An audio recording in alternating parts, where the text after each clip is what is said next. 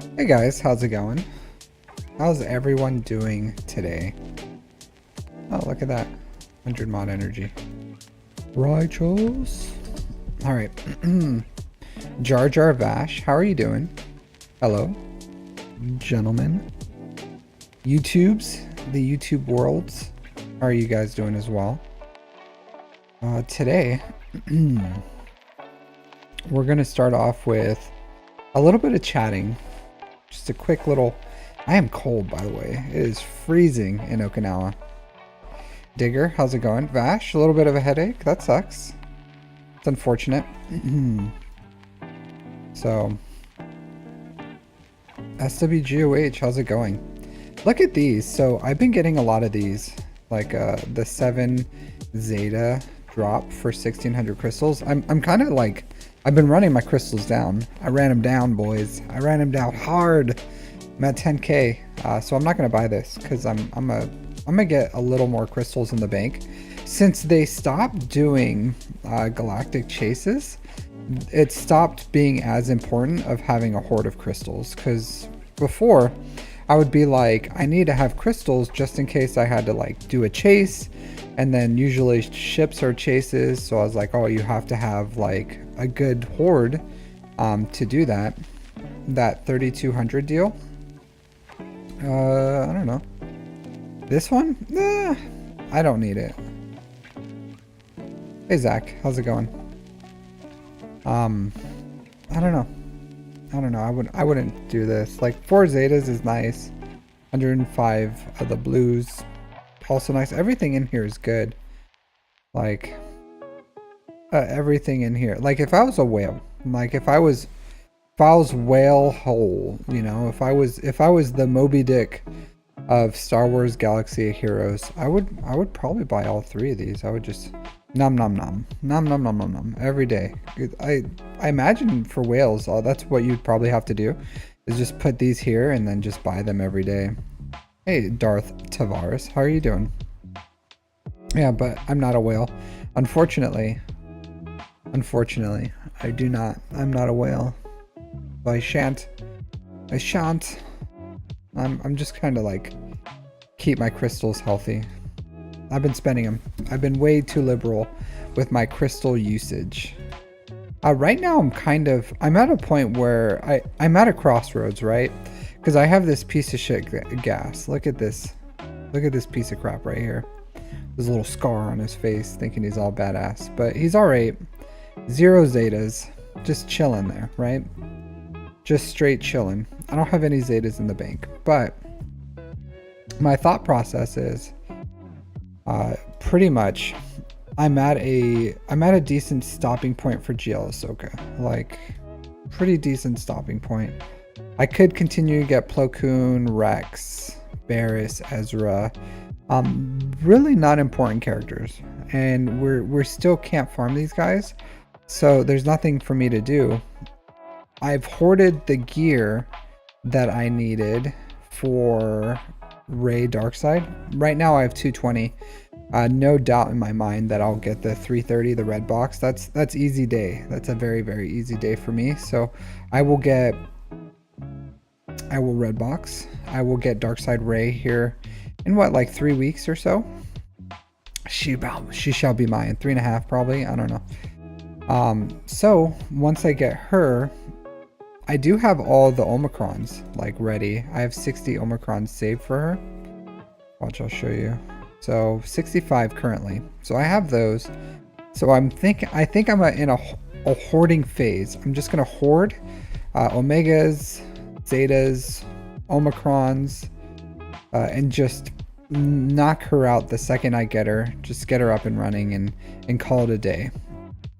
Because I'm, as far as, hey Wrong, and how's it going? As far as what I'm doing with Jill Ahsoka, she's still, depending on what General Syndulla's shards are and Hu Wang, could be like 3 weeks or 3 months away. 1 month just for them to become farmable, and then 2 months to finish out the shards on them. So, you know, depending if they are Cantina farms, that'll be a little quicker. And I'm hoping, because these 3 were hard nodes, that they're not going to do 3 additional hard nodes. That would be kind of, I'm assuming at least 2 of these are going to be Cantina. I think it'll be 1 more hard node, 2 more Cantina as far as those. Hey, Alf, how's it going? Let me read what you guys said because you both wrote kind of a lot.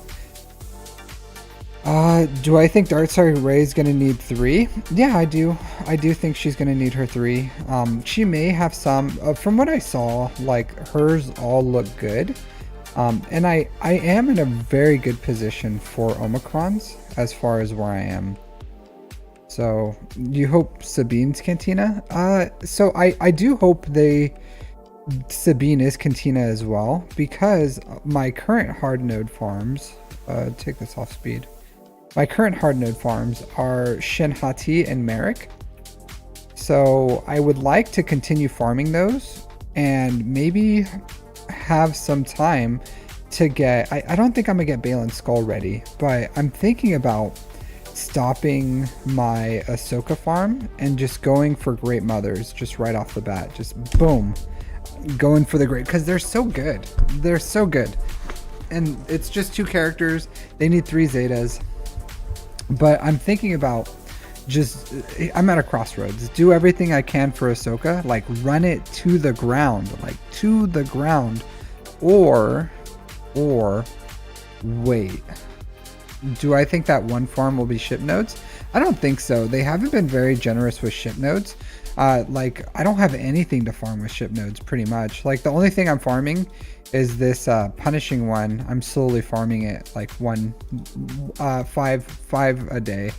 So I don't think it'll be a ship node. They just have not been that active. If you think about how long has it been since they've had something on a ship node, it's been like, God, the punishing one, and then the last one was IG. So they're not very like active with them, and the reason they're not is most players, like endgame players like myself or I'm sure all you guys, we don't have any ship farms. Like people finish the ship farms ship energy farms way faster than they finish the hard nodes.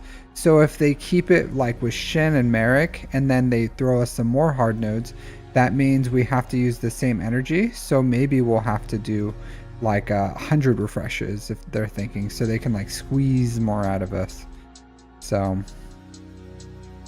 we'll see. We shall see. But that's what I'm thinking. I'm hoping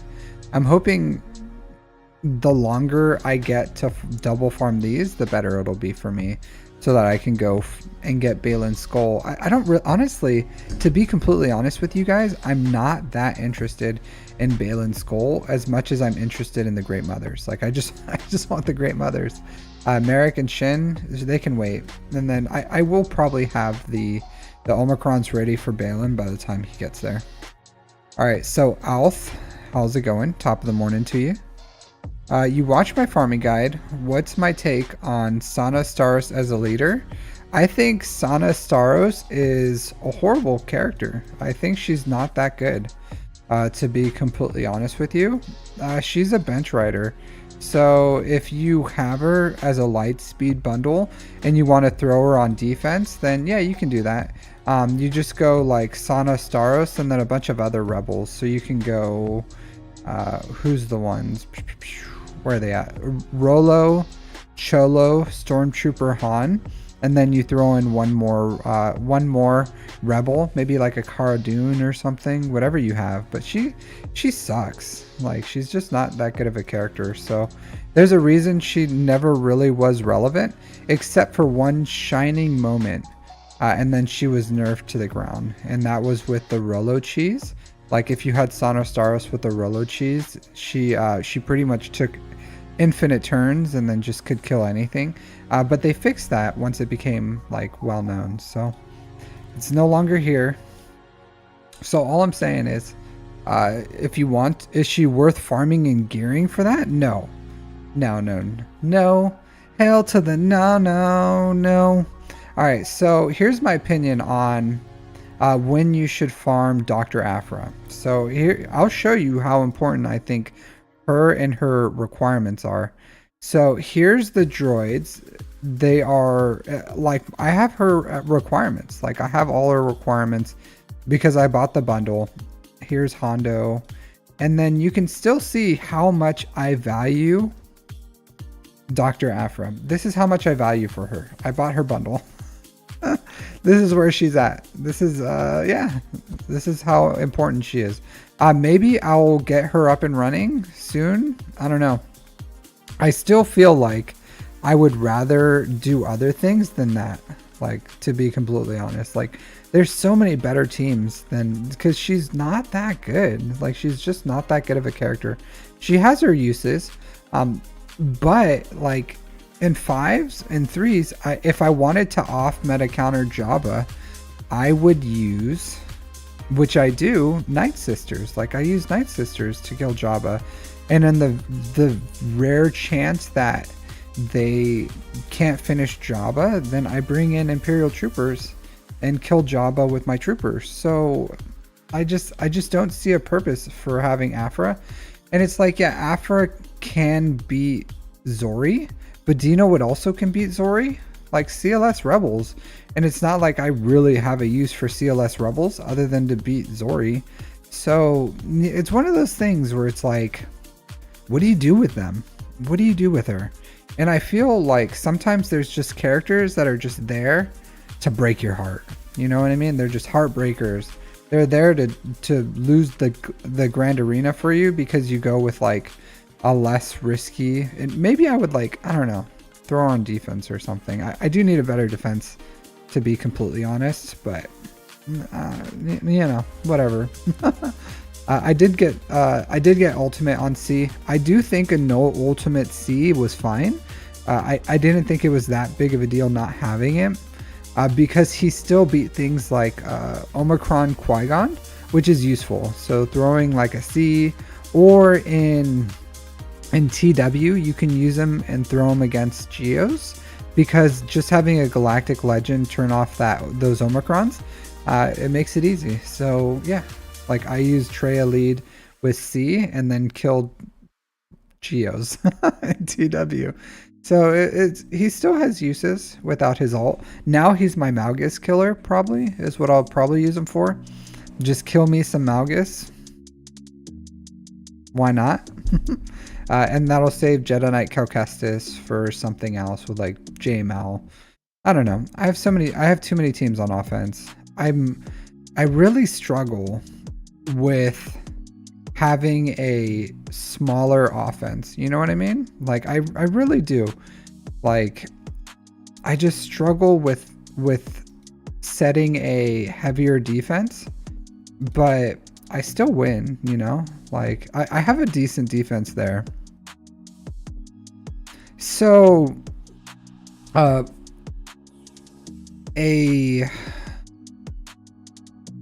GAC to TW Omicron. So it depends on your guild. So here, let me look at mine real quick. I think there's a way to do a comparison, right?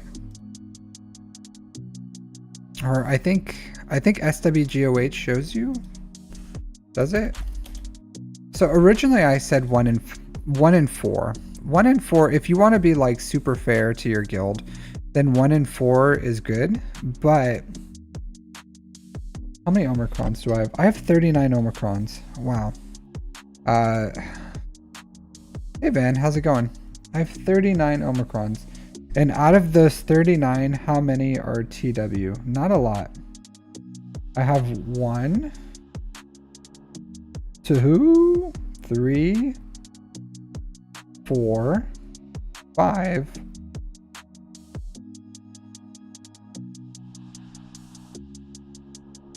5. 5. So I have 39 Omicrons, 5 are TW. It's not a very good ratio. 1 to 7, one TW Omicron to every 7. To be fair, my guild does not mandate them. They don't even ask, to be completely honest. They're just like, you have them, but they don't mandate TW Omicrons. But I do okay in TW. Like, I don't know. Most of my, I don't want to like delve too deep on what I do with TW, but for the most part, there's so many Omicrons I need for Grand Arena that it's hard to keep up, because lately all the Omicrons have been like 3 Omicron characters, like Ezra Bridger. He doesn't need 3 right away, but I just did his 3 just to set him, because I'm getting GL Ahsoka. So like right away with just Rey, you only want pretty much Kanan's Legacy is the only important one. And then once you have Ahsoka, you probably want all 3. Queen Amidala is a 2. Terran Malicos is a 3. Bo-Katan's a 2. Third Sister, I would say, is like a 2. Starkiller is a solid 2, maybe a 3. So all these are like, for the most part, Ben Solo. I did get his Zeta recently, Family Legacy. I didn't even notice that I didn't have this on here. This is such a good ability. I didn't have it on there for a long time. So I gave him a Zeta, gave him 2 more relic levels, and then gave him some actual mods. So, and the reason I did that is because with Rey and Ben, with Ezra Exile, they're actually a super strong defensive team. So I got my Ben Solo a little better, just for that team. Yeah, but a lot of these like teams are just like Omicron, very Omicron heavy. So I just don't, personally, I don't have the bandwidth for the TW ones yet, because other than that, what other Omicrons will I want? Luthen, I would want at least 2 for Luthen, maybe even 3. Like the basic's still good. Like it's still a good Zeta or Omicron. It's just, you know, like the needed ones are the unique and the special. Those are the ones that you absolutely need. But the basic would be good. I plan on getting Luthen up. Jar Jar wants 2. So that's 5 Omicrons right there. 3 for Rey, so that's 8. And then at least 2 for Balin, so that's 10. So that's 10 Omicrons that I'm going to need before I can start placing TW ones, more than likely. But that's all the ones I have left in the game for Grand Arena that I would like. So other than that, I would probably start putting more, like 2 on Great Mothers. The Great Mothers ones are really good. I think they're worth it. So trenches are good. DTMGs are pretty good. So I will probably want the GL Ahsoka TW ones. So I don't know. We'll see. But it's hard. It's hard to balance. It's hard to balance. And it really does depend on your guild. So if your guild, my guild is competitive, they are competitive, but they're not like the gauntlet. If you're in the gauntlet, they're going to want you to have a ridiculous amount of TW Omicrons to where you pretty much can't do Grand Arena ones, or very sparingly. Almost like the 7-to-1 ratio, but like flipped, which is kind of crazy because TW rewards suck. So I don't know. As a content creator, which I haven't been streaming Grand Arena, but maybe one day I'll get back to it when I get more time. I do feel like the Grand Arena Omicrons are just better because I can stream Grand Arena, where most of my TW Omicrons just go on defense. So I don't know. Yeah, so yeah, I could see that, just the unique. Luthen's really good. So I've been thinking about doing Luthen sooner rather than later. So this is where I'm at right here. Like I finished these, like literally finished them all. So now I'm here and I'm thinking about finishing these teams, but a lot of them just need like Zetas. And I do have, like I said, 3 months. So in those 3 months while I'm waiting for GL Ahsoka, I might have the bandwidth to kind of like finish all these other teams like Great Mothers, Imperial Remnant, Gas 501st. So Luthen, I'm getting to the point where I am at the point where I'm getting close to finishing everything I need. There's really not that much left for me to farm. Like pretty much these 3-4 teams is what I need. Lord Vader, Bad Batch, other than that. So we'll see. I'm getting there slowly. Every day, a little slowly climbing the roster up. All right, so I am going to do some mod work right now. So just because I do have an essay to write this weekend, so I don't know if I'm gonna be able to do my Sunday streams, which I honestly I haven't had much time to do very much streams at all. So I make a video here and there. I'm doing my best, guys. I really am. All right, so let's do some mod work. Filters. Sell these, manage these. Oh, defense, jeez. Let's see what this is. Just upgrade this to 12, see what we hit. Oh, you suck. Wow, that's a lot of tenacity. If this was like a different mod, like a tenacity mod or something, maybe I would have kept it. I don't know. A different world. Alright, let's reveal secondaries, select all, upgrade them. So I did make a video on slicing material. I think that was the last video I put out there, because it's been a struggle bus, right? I don't know if you guys are in the same position, but it's been hard keeping the requirement of what I need. Oh, that one's decent. Crit damage, yes. So I've been doing my best to try to manage and have like a healthy amount of material, but with the new changes, it took me a second to get used to the changes, and I wanted to take a second to be like, what's actually good?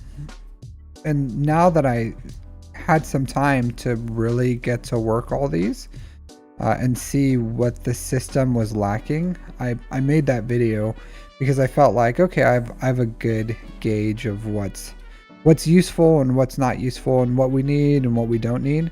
So I made that video because it's hard. It really is hard to balance all this stuff with this new material.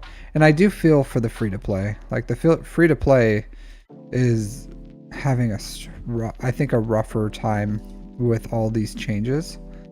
So I feel for you guys, those who do the free to play.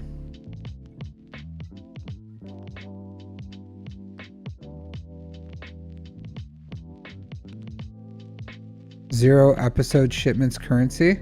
So SWGOH, that was my alt account. So I mentioned it in the video too. I was like, hey, this is my alternate account. Said no, that I made that video the day I posted it. So yeah. But that was my alternate account.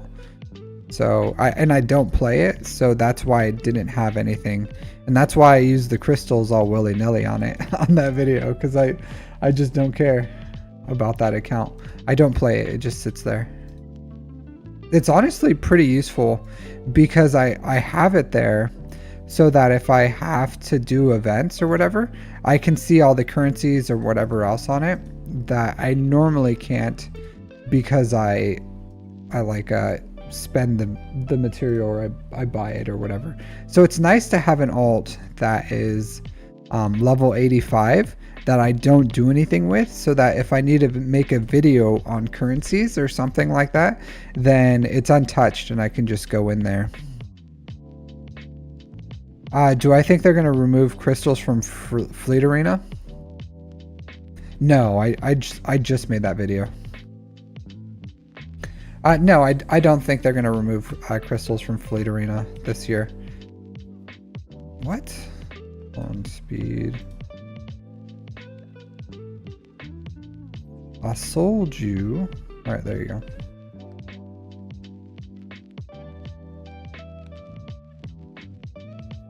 Crit chance. Oh boy.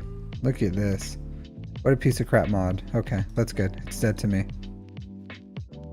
Hey, Phantoms of the Piano. How are you doing, dude? How's it going? Oh, look at that. I'll tell you what, guys. Like, I have not been hitting any speed in a long time. Like no No speed. It's been weeks since I've had any good mods. It's been kind of depressing.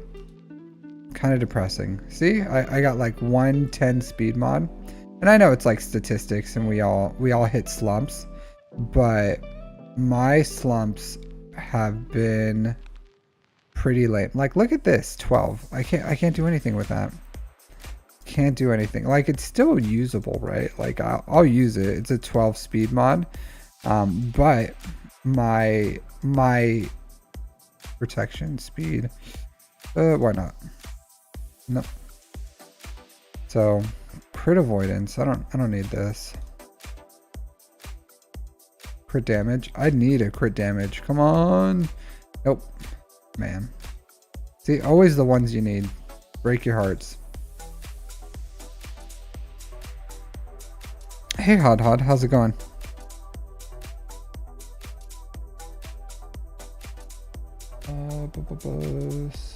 Speed. I really don't think they're gonna remove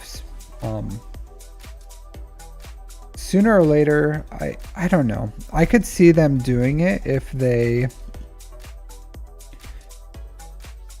wanted to improve, like if they wanted to improve TW and then move all the crystals out of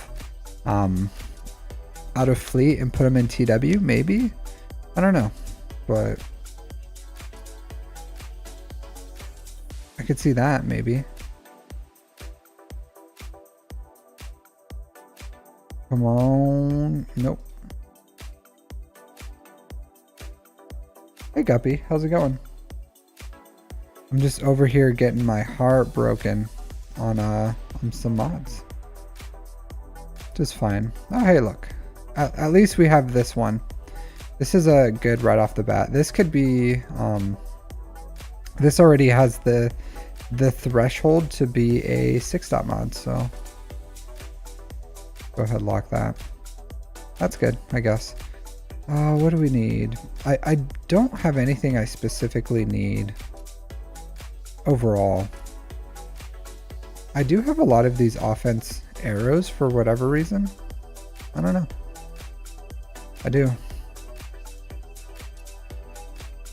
I forgot to do this. 4s, 5s, 6s. I don't need that. How's the stream going? Glurmit, how's it doing? How is it going, dude? Good to see you back. Good to see you back.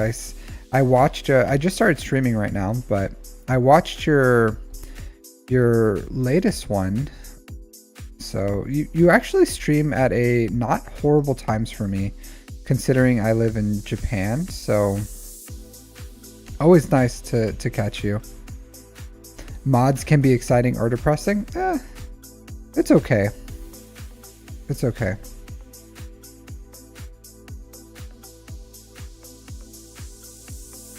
So sometimes it's okay. I'm not going to work any more of these blues. I don't specifically need any of them today. But good to see you, dude. I'm happy. I'm always happy when you come back. Wow, this is really good right here. 19 speed on a crit avoidance. So that's okay right off the bat. Not anything I'm particularly excited for, but I'll slice it. Tenacity. I don't know if I'll ever do anything with it, but it's there. It's there. All right, 5. Sell that. Work 6As. Select these. 17. I've been buying a lot of mods lately. See if anything is good. All right, so right off the bat we have a good amount of stuff here. Look at this. So this one's 14. This one's 14. Oh, this one's 16. This one's 17, 17, 18. That's good. Health with health with 18. That's a good one. This one's good. 18. 18, 19. All right. So a good spread this time around. So I do want this one. So I'll slice you up. Tenacity. I'm gonna leave them there, and then I'll go work it in a second. This one with 18, I want you. So I'll slice this one. I'll slice it once.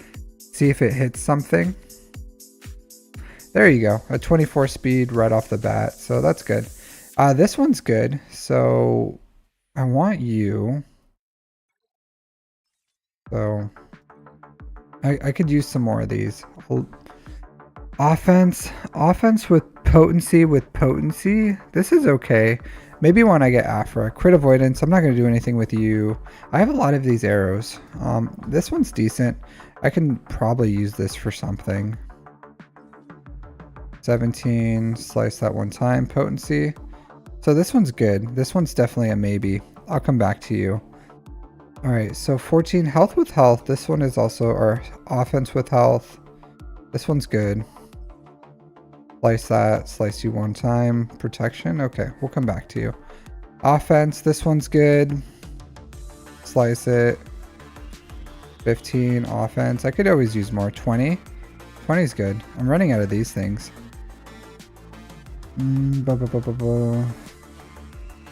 Okay, so I have a bunch of 6 dot. I ran out of my 6 dot material.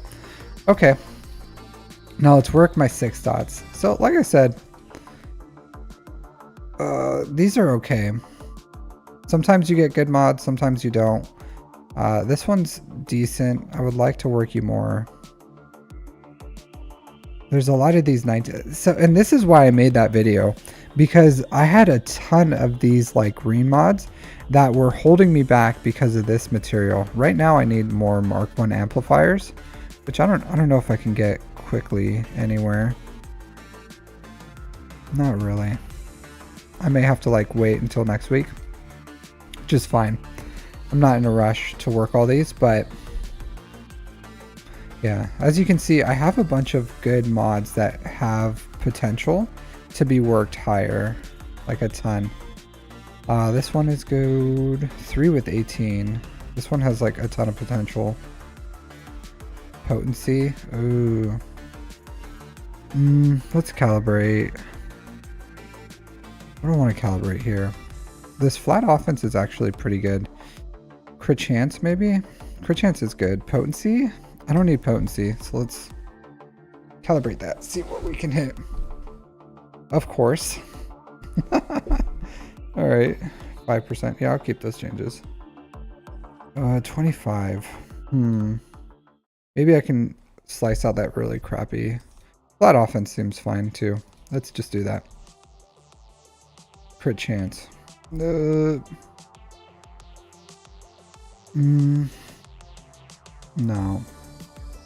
Sometimes they just die on the vine. It's okay. 3 with 17. Slice this. Nope. Potency. Man. Can't hit any of these slices. Defense. Defense. Defense. Ugh. Yeah, I could get 30 speed. It could. Potency.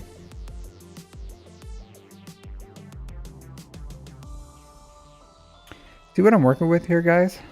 You see what I'm working with here? Just nothing. So these 16s are also good. And this is why I was saying, because before it's like, I have tons of mods that need working with these.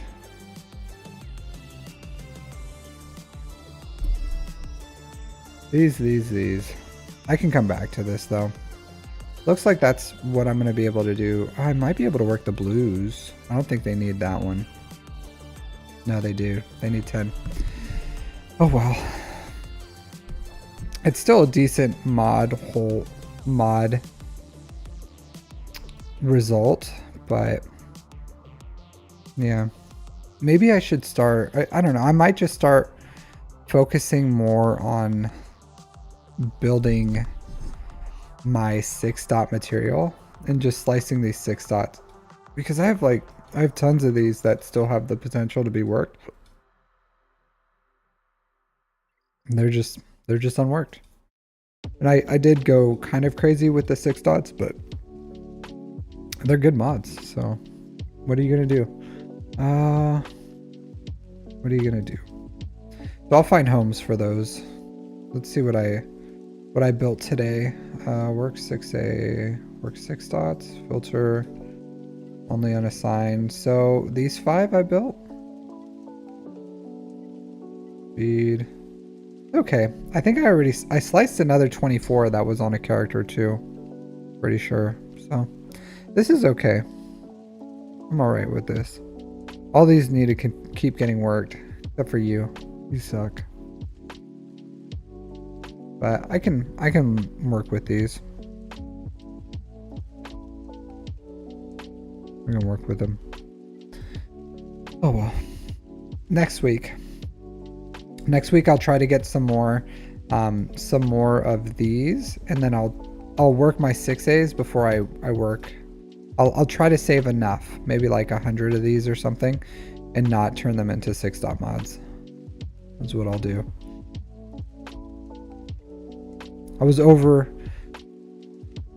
excited because some of these are good, like this one, health with health, health with health. I'm definitely finding a home for you. We'll see.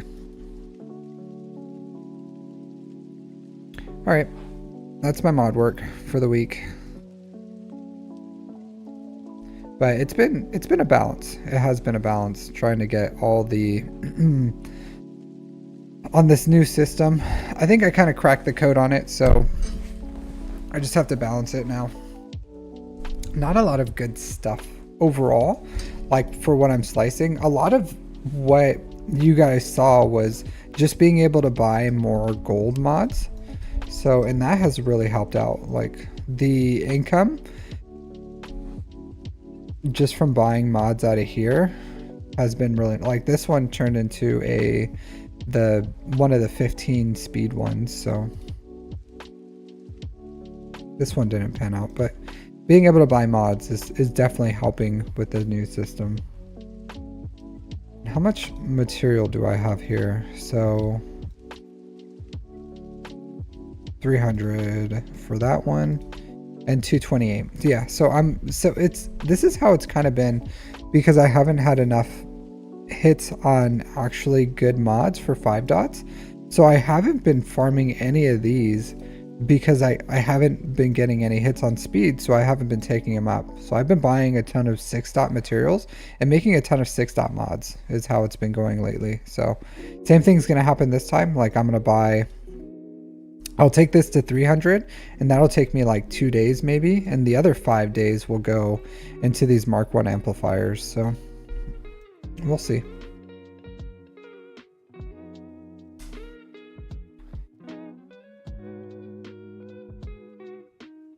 Both, Vash. Like you just buy them with both, but the fastest way is with Mark 2.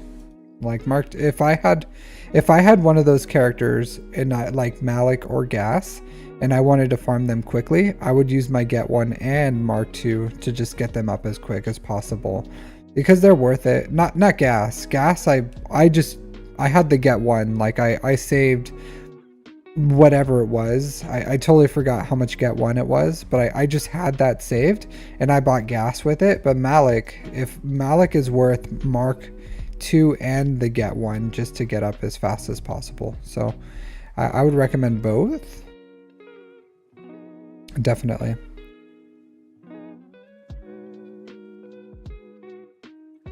It's definitely not 150k. It's definitely not. I can do the math real quick. It was like in the 80s, maybe 79. I don't know. So here, I'll do the math for you real quick. You need what, 185, right? Bring out a calculator. 5700 divided by 3. All right, so 5 shards is 1900. So 185 divided by 5 is 37. So 37 times 1900 is 70k. You need 70,300 get one to get Darth Malik or gas, and that's what I did. Like I saved the get one, and I got gas with get one.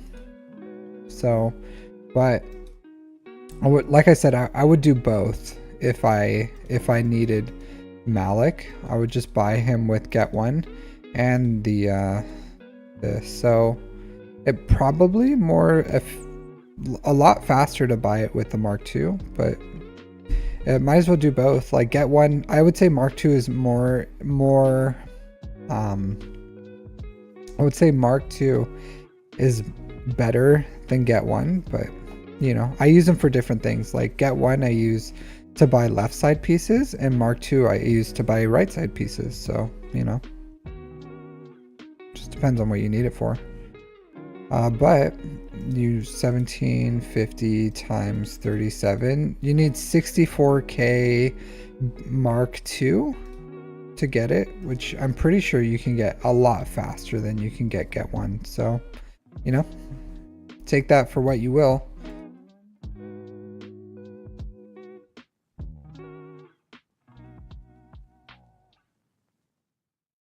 Yeah. All right. So let's do, so I already did everything I needed to do. So I did my raids, I did my rote. So let's do roster reviews. Let's bring up my roster reviews. So we do have one person in here. Hod. All right. Let's get you added to the list, and then we'll start doing our reviews. 1 second. Streaming. Cool. Hod. 738-769-289. All right. Let's interact with the wheel.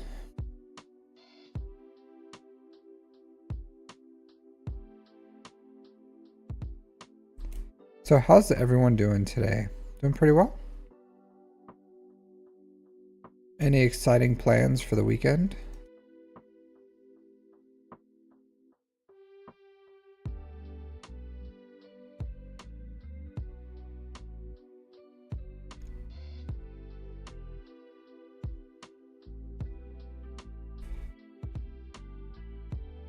All right, get you going here. Shuffle. 138, that's not bad.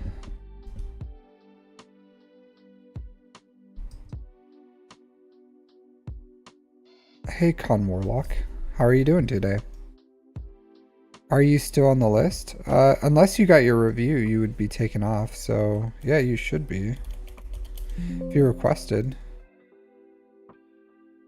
Yep, Pluto 433-747-254, still on the list. So until you get your review, you're on the list. Yeah. So let's get this wheel spinning. See how it goes.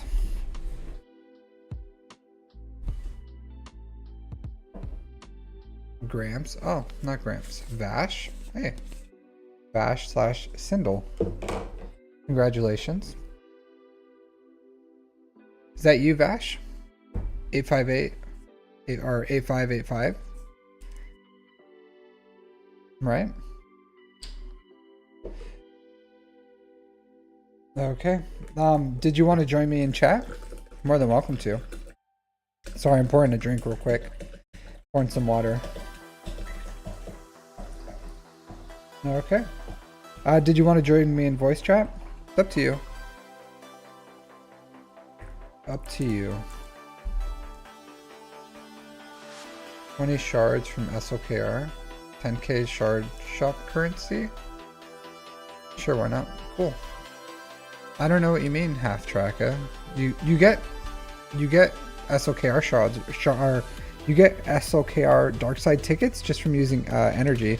You don't have to use You do not have to use your shard shop currency to do that. It's actually not efficient to do that with your shard shop currency. Like, you can if you want to. I would say the greatest benefit of using shard shop currency is prior to the event so that you can get tickets. But if the tickets are already there, then you don't need to do that, in my opinion. Wow, this is kind of loud for me.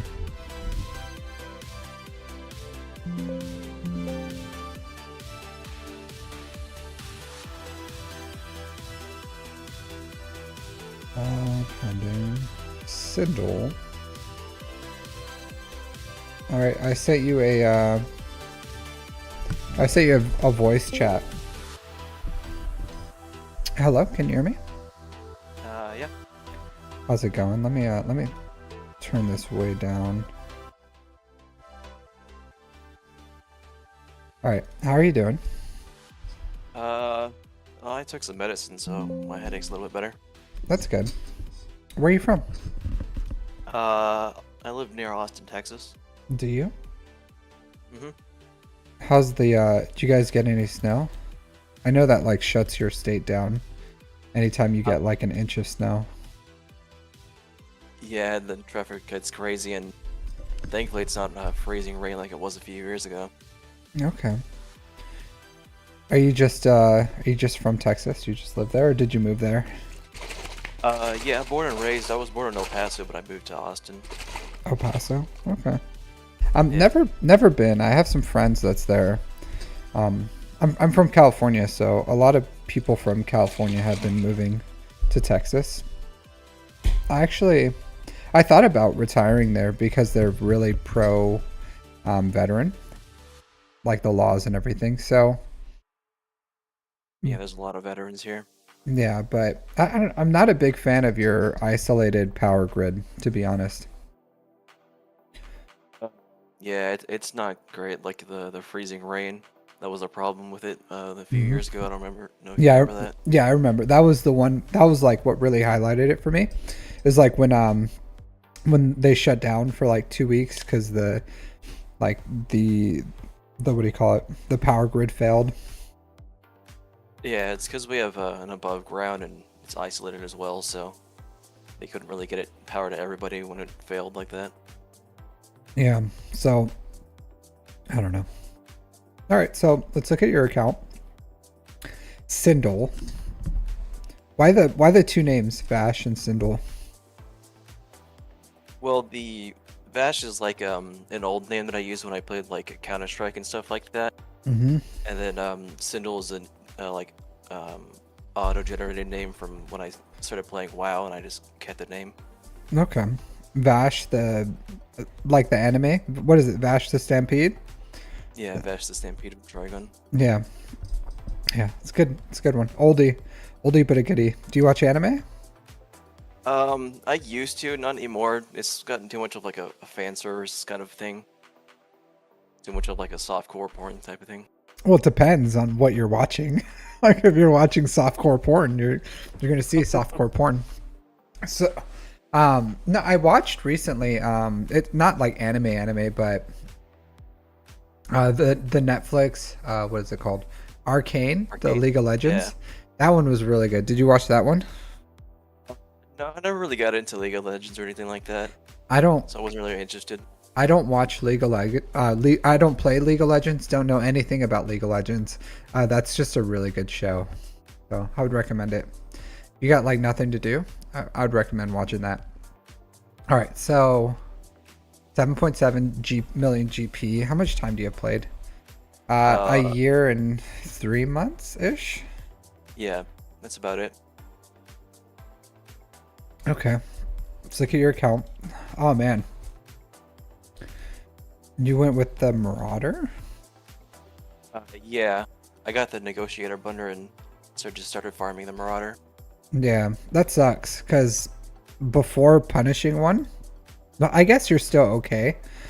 If you go with the endurance counter, have you been using that to climb against punishing ones?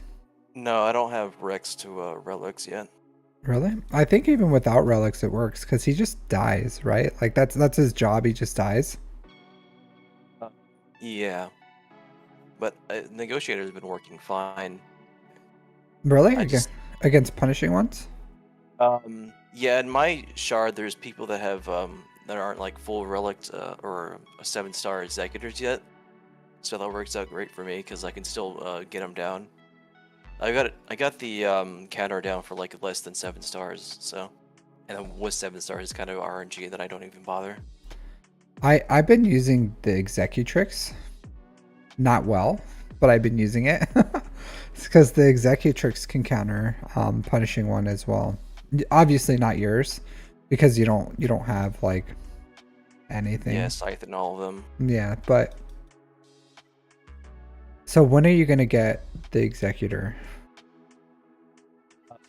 Well, I just got the BAM bundle. I'm waiting on Dark Ray to come out, and I'm obviously, since I asked you about Malik, I just finished getting all the relic mats for Dark Ray, so when she comes out, I can just get her to R7. Yep. And then it's basically just into Executor after that. Okay. I'll say this. Still probably won't help you with the mirror. I heard the mirror is like disgusting, right? So Yeah. that is so it's not like a. It really is a tough. Even in my shard here, I'll come back to your account. Let me find this guy. Yeah, I think I'm probably just gonna take Piet to R9 because I heard that helps with the mirrors. Maybe. All right. So this guy, number 5. So this guy, this fucking guy. So it's the only fleet I could lose against.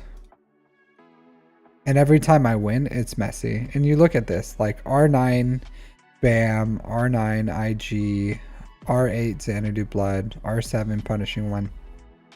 This is and he has R9 Piet. It is a nasty fleet.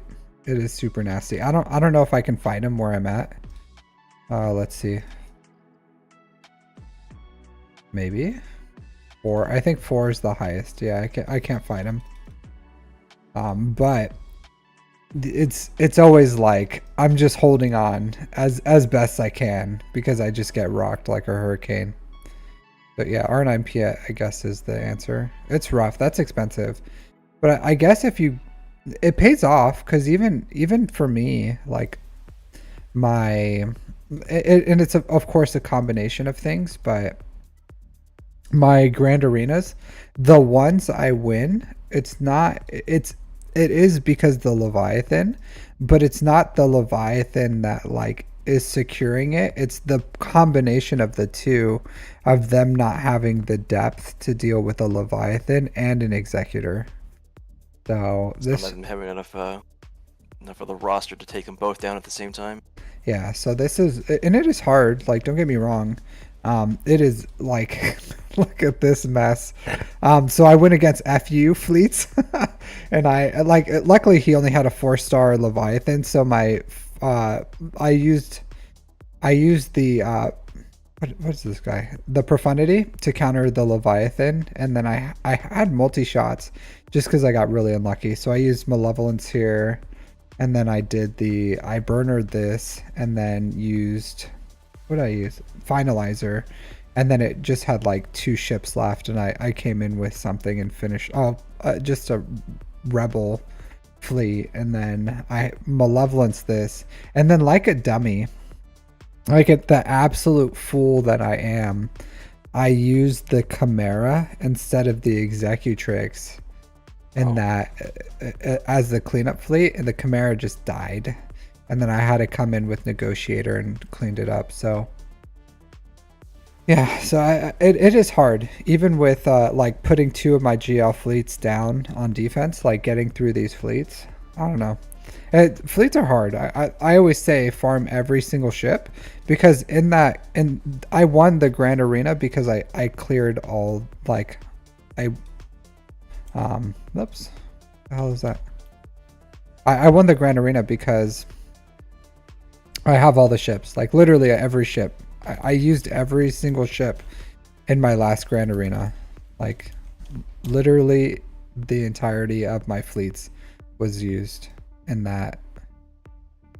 So Yeah, right now I'm farming like 6 or 7 ships. it is like that for a little bit. So if you look at like everything that you need, like there's only so many fleets or ships in the game. I think there's like 72 maybe. Or let me look at this real quick. 66 7-star ships to 68. There's 68 ships in the game. So it seems like it takes a while, but this game is all about bottlenecks, and you break bottlenecks the longer you play. And the ship shard bottleneck breaks probably what is one of the first thing that breaks out of all your bottlenecks. Believe it or not, like you can farm every single ship. Really, I've had every single ship farm for a really long time, and I've only been playing for 3 years and some change.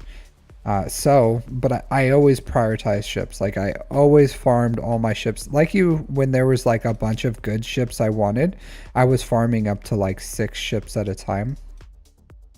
So, because you should be farming like Hyena Bomber, Vulture Droid, TIE Defender, Punishing One, BT's good, Sunfac. Like some of these are in shipments, but like you want all the ships. So. Yeah, that's literally what I'm doing. Like all the ones you just named, this is what I'm farming, except for Sunpack, I think. Yeah, and even the credits, like your credits break super quick. So like you'll be surprised. Like I pretty much have every fleet fully fleshed out, except I just don't have relics on my Bad Batch. That's the only thing I'm waiting on. And then I would have every single fleet fleshed out. So it's surprisingly quick, especially with not having to focus on like a lot of these things, because also lightspeed bundles help out a lot too. So continue to farm your ships. Like you're buying, I honestly, yeah, you should be farming Malevolence. So in your Separatist fleet too, because that's a really good fleet. This could beat Profundity if you got it all to 7 stars. Like if you had a Relic 7 Grievous with a 7-star Bomber Vulture Droid and these Relic Geos, you should probably 7-star that Sunpack as well. Then that reliably beats the Profundity with the TIE Bomber. So that is my Profundity counter when I have to go through FU fleets. Like I much prefer to mirror the Profundity, but if I have to, then the Malevolence works just as fine, or the Executrix also works just as fine. But yeah, I am trying to 7-star Sunfac, but he does come up in like Galactic War, but it's like such a rare thing that it happens. It's like less than it doesn't happen like once a day. Yeah, that's fine. Like just once a day. Something like that. Even if it's like once every few days, it's still pretty quick. Because if you think about it, a ship, like if you farm the hard node, it's like 1.6 shards a day. So if you get it once every 3 days, then hey, that's still pretty much on par with what it would take to farm a like a hard node ship. And sometimes you'll get lucky. So just make sure you always have a bank of that currency, the Galactic War shipment currency, so that whenever it pops up, you can buy it. Yeah, I usually just keep all the 1.2k until the end of the day. I check every time it resets to see if it shows up or not. It resets 4 times a day, so you should have, yeah, should have more than 1.2k. Just in case. I would say probably like at least like 16, so that if it does for some reason pop up every single time, that you can buy it, which is rare, but you never know. No, the TIE Bomber is the first reinforcement for that Profundity counter, because you need the reinforcement to put burning, and then you use this to put burning down again. And also you don't want it to die. Believe it or not, the Profundity, if it got enough assists, can just kill the TIE Bomber. It's pretty rare, but they can just body him really fast. So you don't want him starting, because the Profundity starts, and usually what they'll do is they'll hit your spy, and then a relic spy should survive. You need your abilities suck. But also this, Man, I forgot what it was like to be on the struggle bus. All right, Yeah, so it's real. but the spy, like the spy should survive. And then if you're also lucky, then your vulture droid will survive as well. And then you can kill their rebel Y-wing with the AoE or the mass assist with spy. And yeah, and then you just kill the outrider from there pretty easy. He goes down like a 2-pump chump. So yeah, it's a pretty easy counter. If as long it's all depends on the RNG in the beginning, to be honest. But with relic geos, it should be okay. All right, so you bought this. Did you buy Treya or did you farm her? I farmed her, but then I bought the bundle to get her to R5. Okay. So was she relics before? No, she was gear 12. Me too. So I took Savage to relics recently. I would relic 5 him. Crit damage triangle here. Ooh, these mods. So for Savage, oh man, 24 speed. He doesn't need speed, but come on. All right, so speed here, speed arrow, right?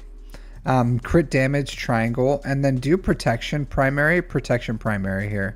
If you're gonna use 5 dot mods. Okay. So and that'll give him more survivability. Like protection's still decent on him. Yeah, but I would do that, and then take him to relic 5. With a crit damage triangle, I use especially with Datacrons. So believe it or not, if you can get this one, so this one with Savage, he can solo C. So because he just ramps forever, like he ramps his offense. So Savage with this, just this level 3, this is now your Savage Omicron or Datacron. You can use it with Treya too if you want, because he'll ramp forever. But with this one, like you can solo CLS teams, like even the 5-man CLS teams, 3-man CLS teams, or solo C if you see a C on defense and it doesn't have anything too crazy in there, like a Malik or something that could just like slurp up his health, then yeah. R7, nah. I'm gonna say no on that one, Kim Stevens.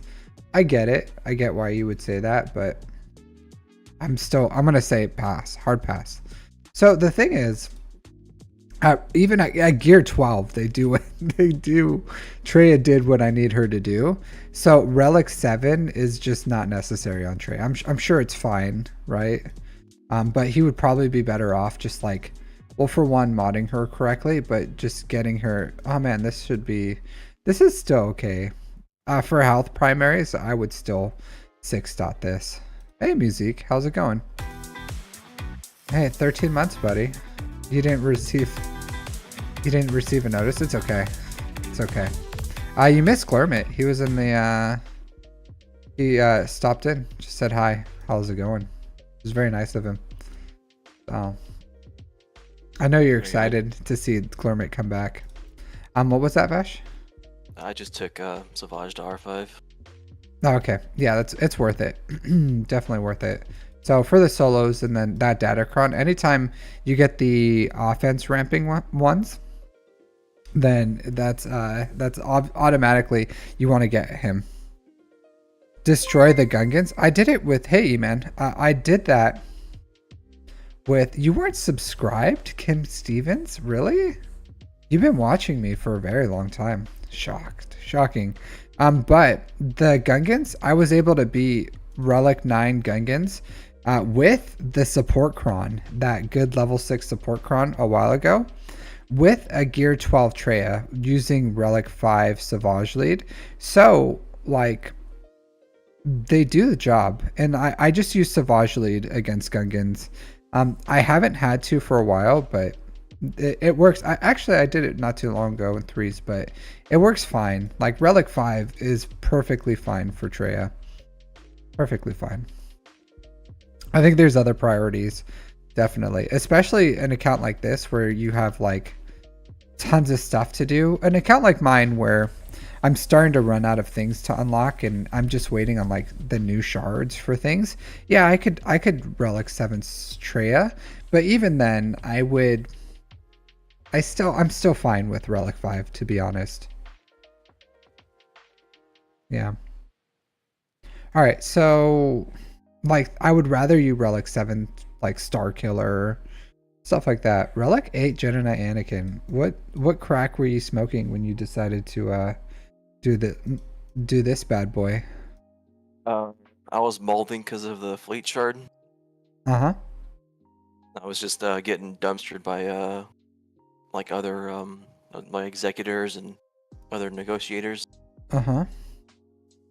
So I Okay. just put Relic 8 on him. Stips. Yeah, I put 8 on him, and then I put Stips in the starting lineup as well, so that she gets targeted first rather than him.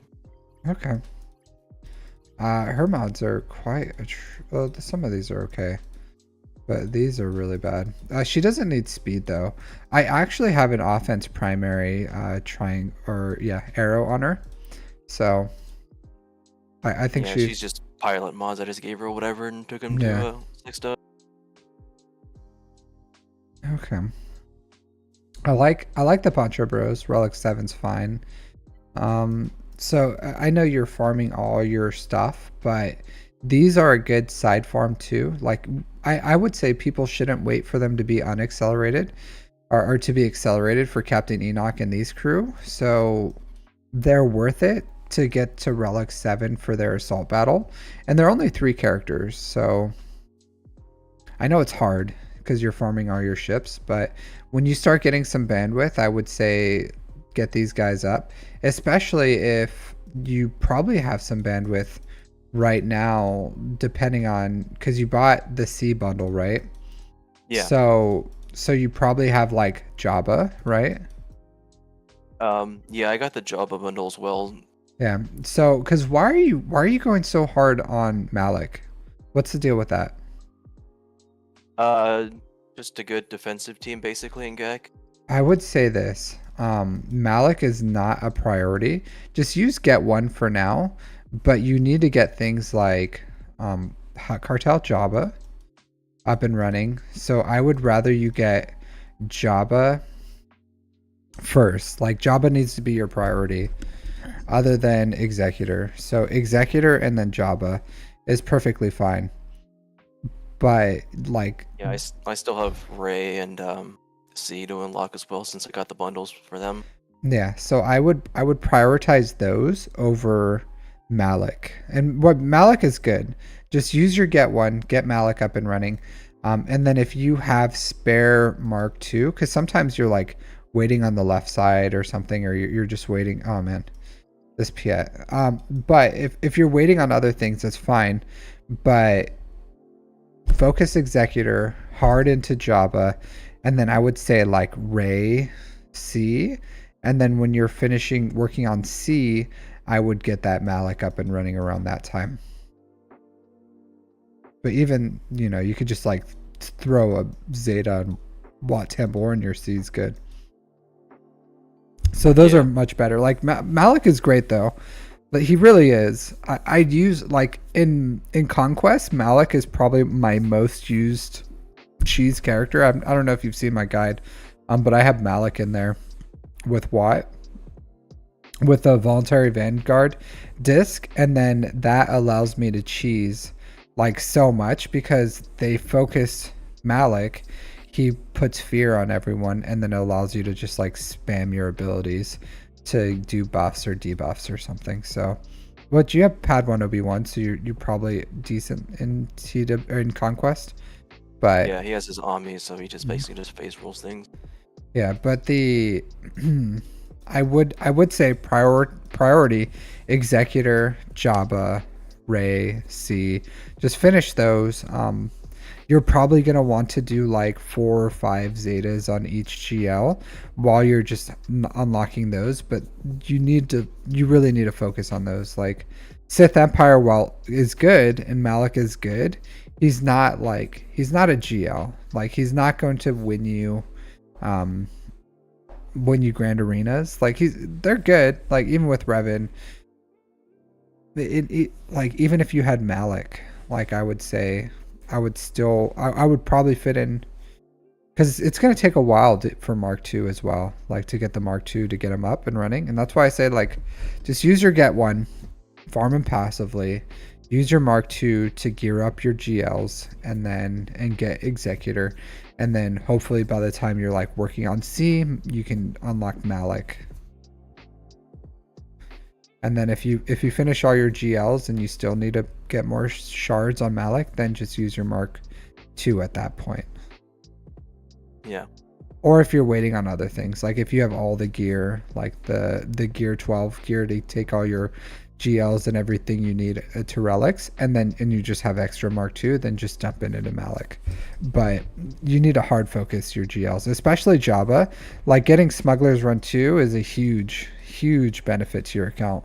And you'll see once you get that income that your mod depth is a lot. It's huge. Like just from this last month we had like 4, so that's 8 6-dot mods I got for free. So it really does add up over time. Yeah, right now my mods are kind of slacking. Are they? It's just spread out, yeah. I'm just stretched thin trying to like refresh everything and your JML's everything I need.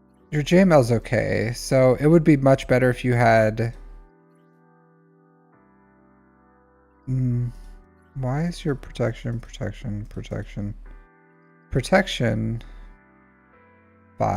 So 8%.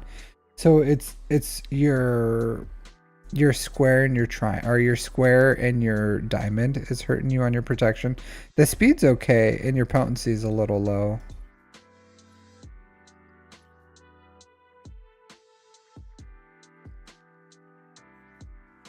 SLKR 569, a little slow, but it's okay. Yeah, your GLs are okay. 321. Oh man. So your non-G oh man. So your GLs are good, but your non-GLs suck. Like really bad. Yeah, so yeah, Jabba. Like as soon as you can. Yeah. Get some Jabba in your life. It's gonna do you a world of especially if you get Jabba and you have the Poncho Bros, like it really does help. And I would say even maybe slow down some of your ship farms if you need to, just to add in the Imperial Trooper or Imperial Remnant farms, so that you can get Night Trooper, Death Trooper, Captain Enoch up and running. Because if you can get them to Relic 7, that's going to be a huge benefit to your account, not for credits, also like relic materials and like even this week, like I pretty much got skunked on farming mods, except for the mods I bought out of the shop. And I bought the mods out of the shop because I have the income from the Peridia assault battle and the Poncho Bros. So that's why I have so much credits is from those. So if you want to, and you need credits, I know you do. So the earlier you get these, because I'm sure these guys can't even beat the first one, right? Like you can't. Yeah, they just get clowned on. Yeah, so the earlier you get them up and running, which is hard because it's 300 normal energy a day, which I get, but the earlier you can get these guys up and running, the better your account will be. And they're still expensive, right? Like they still take a ton of Kyrotech each, but they're worth it. They're worth it. So something to think about. I would add them in somewhere, probably after C. I would focus on these dudes, maybe after Malik and then C, but I would add them into your plan. But yeah, you need Jabba. What's holding you back from Jabba? Just your bounty hunters? Yeah, just relics on the bounty hunters. So I would say I would finish your Jabba first. Like I would get Jabba, and then go into Executor, to be honest with you. So finish Jabba if all you're worried about is relics. So finish your Jabba, then get Executor. Because like it's a night and day difference. Even in like Conquest, everything, like literally every TB, Conquest, TW, like Jabba is an amazing GL. So you won't regret having him. He just rolls through Conquest too. Just as easy. Like he's honestly probably like he probably is my number one Conquest. Like regardless, I can throw Jabba at anything and 3-star it. Like literally anything. So there's some teams that are just like that. So there's Jabba, Leia. Leia if I use Radis and Jin. And then who else? Inquisitors. CLS can lose to some stuff, but they're pretty reliable too. So those teams can just like roll through Conquest, and Jabba's like right up there. Probably like any problem node I have where I'm like, you know, a Revan or something, or even those stupid Ewoks because they could take a million turns, and if you attack out of turn, you get stunned. So Hot Cartel beats that pretty easily. So I would definitely say, and then Smuggler's Run 2. Smuggler's Run 2 is like a night and day difference maker. So, and if all you're waiting on is relics, like just get Jabba. It's insane. You probably should have had Jabba already. I don't know what you've been doing this time, not working on him. What were you doing? What have you been doing? JML. I just unlocked JML recently and took him to R9. A fool's errand. A fool's errand. It should have been Jabba. This should have been Jabba. But it's fine. I always say Jabba first, then JML, especially if you have all the Lightspeed bundles. I think I went with the JML first because his bundle came out first, I think, right? Yeah. And then when Jabba came out. I probably would have still pivoted. The second the Jabba bundle came out, I would have just Jabba. But yeah, like it's fine. You have your JML now. You can get Jabba, because the earlier you get Jabba, the faster you start getting mods. And I'm telling you, once you start, like, give it a month or two, and you're going to see a noticeable difference in your mod income.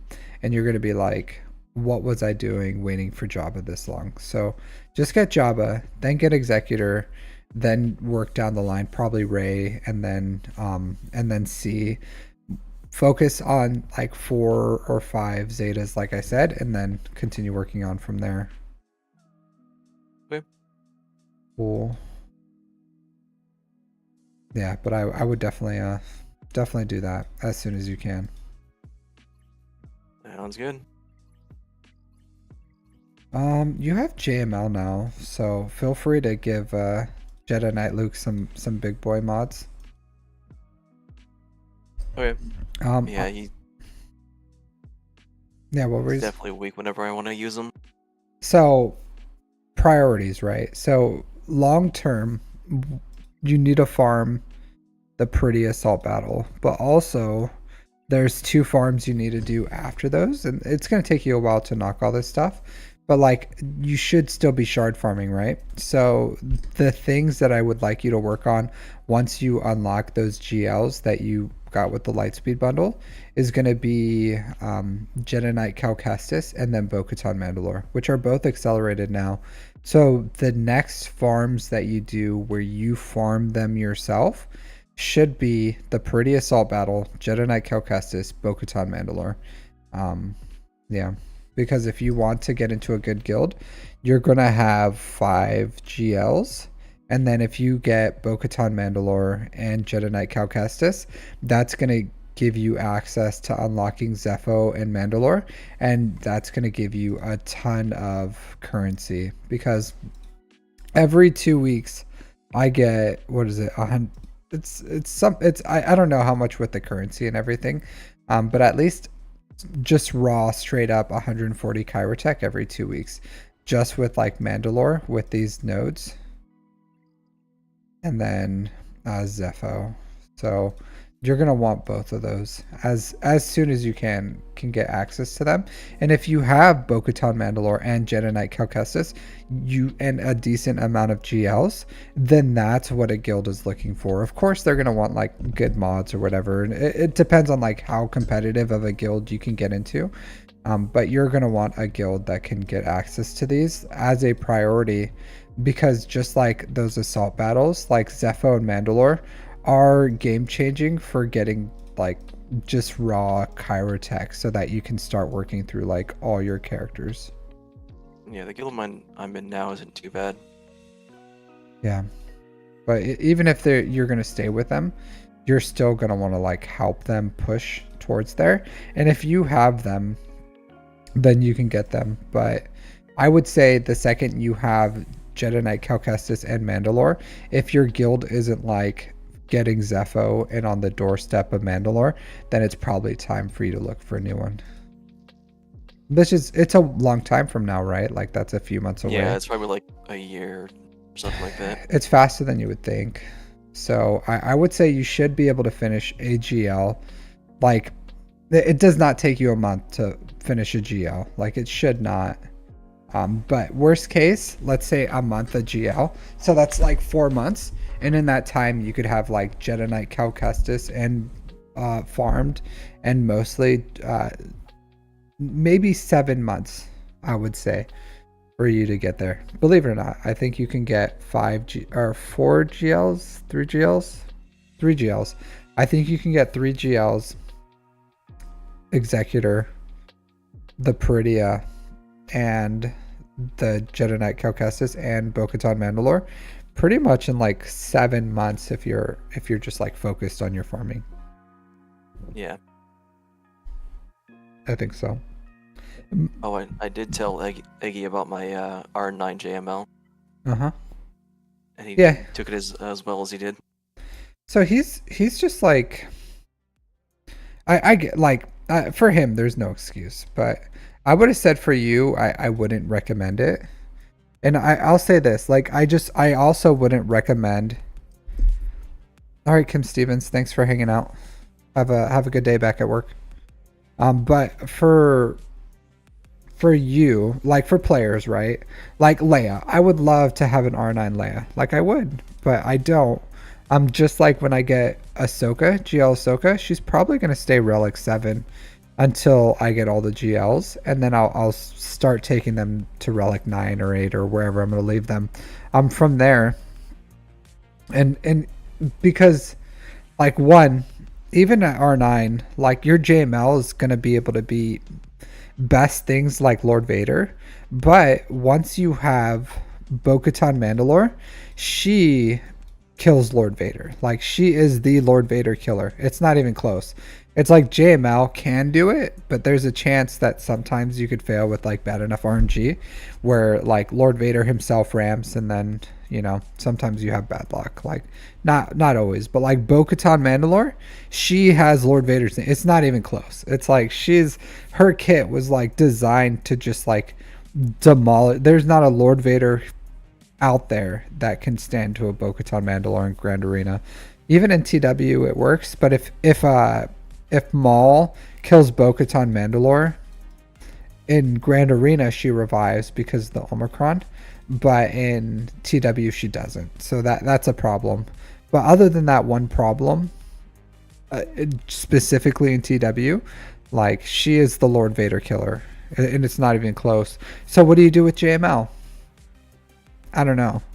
Like whatever. I use them to beat like weaker characters. Some in TW I can use them to beat like Leia's too with Jedi Knight Cal Kestis, but I don't know. Like he's not like he can beat JMKs, but do you know what else can beat JMK? Like a ton of stuff. Believe it or not, like there's a ton of things out there right now. So you get to the point where once your account gets like developed enough, where you know like you have multiple counters to problems, and you're going to use your most reliable one. So like JML doesn't need R9 to do like to beat JMK's or Leia's or Lord Vader's. Like yeah, he needs R9, but to beat anything other than that, like not really. And then, but how, once you have your account fully developed and everything, then maybe you can prioritize your R9s. But I would say in the future, like R7s are fine, is even in GLs. Yeah, that's why I've left like Slacker at 7 as well, because he does what he needs to at 7. Yeah, it's good. I would love, don't get me wrong, I would love some more. I would love Relic 8 on Ray, Relic 8 on SLKR, Relic 9 on Leia, Relic 8 on all these guys. Minimum. Mostly for TB, honestly. I would like to be able to do more TB waves. But it's just, I don't know. Like, there's only so much in the game, and you gotta farm them all, right? Yep. So, same thing. Like, I'll probably R9 Leia. I'll R9 Ahsoka. I'll probably R9 Lord Vader too. And then R8 SLKR Ray, JMKC, Jabba, but not R9 them. So maybe R9 Jabba. Jabba's pretty good for TB. But at a certain point, you have to like balance PvP, PvE, and unlocks. But pretty much until you have all the unlocks, like all the R9s in the game, like Snips, Ahsoka, even I would rather you have R9 your Poncho Bros for their R9 income rather than do JML, to believe it or not. Yeah. But you pretty much have no R9 that's a requirement, right? So yeah, no requirements. So there's 3, 5, 6, I think. So there's 6 R9s that are requirements. So I would say before you start putting luxury R9s, do the requirement R9s first. Unless Okay. I can get you doing it on Executor for Piet. I get that. Yeah. You got to do what you got to do for fleet income, and if that's the only way you can get first every day, then it's an investment. So if I was in your position, I would not mind doing R9 Piet, because believe it or not, that's why a lot of people have R9 Piet. Was back when the Executor first came out, it was the easiest to just win the mirror if you go first. So like I completely understand that. Yeah, that was my thought process when I was looking it up on like Reddit and stuff like that. They said it was like basically the way to win the mirror match is basically just R9 them. Yeah, but then you start running into like an arms race. So, and then that just means you go for like the coin flip, because if you face other Piats that are R9, it's just, did you lose the coin flip? Okay, then you possibly lose. Because that's what the Leviathan was when it first came out. Or not when it first came out, like when they first made the punishing one, and they changed how the tie echelon worked. It was just a coin flip. Like if your Leviathan goes first, you can auto and win. If you go second, you pretty much lose. Now it changed, but it used to be that way. So yeah, but I would definitely say prioritize your fleet income, and if you wanted to slow down some of your ship farms because you I don't know where you are in your malevolence, but if you wanted to slow down some of your ship farms to put some more energy on getting some of your other farms ready, like the Peridia farms, then the Jedi Knight Cal Kestis and Bo-Katan Mandalore, while also farming your ships, then as long as you're farming 2 hard node ships at a time, then you're fine. But you I've have only got 75 shards for malevolence, so yeah, so you have to look at like create your squads, your farming plan, and just make sure you're farming all your shards in the order. But this is a really good assault battle, so you want to get that up and running. Yeah, gas sucks. All right, but that's all I got for you, unless you have any questions for me. no, that's it. Thanks. Yeah, just hard focus those GLs and GL ships. All right, thanks for hanging out. Yep. Have a good one. You too. All right. Interesting.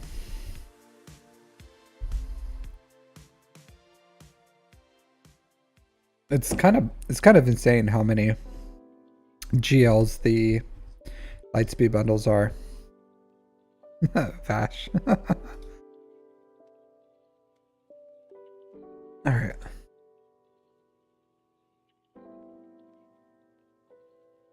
See, did we get anyone new? Nope. All right. Go back to the wheel. Remove this guy.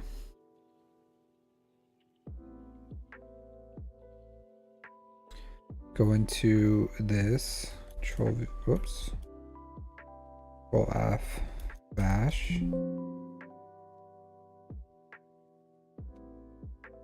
And D. Delete you. Save. Okay. Let's get that rolling.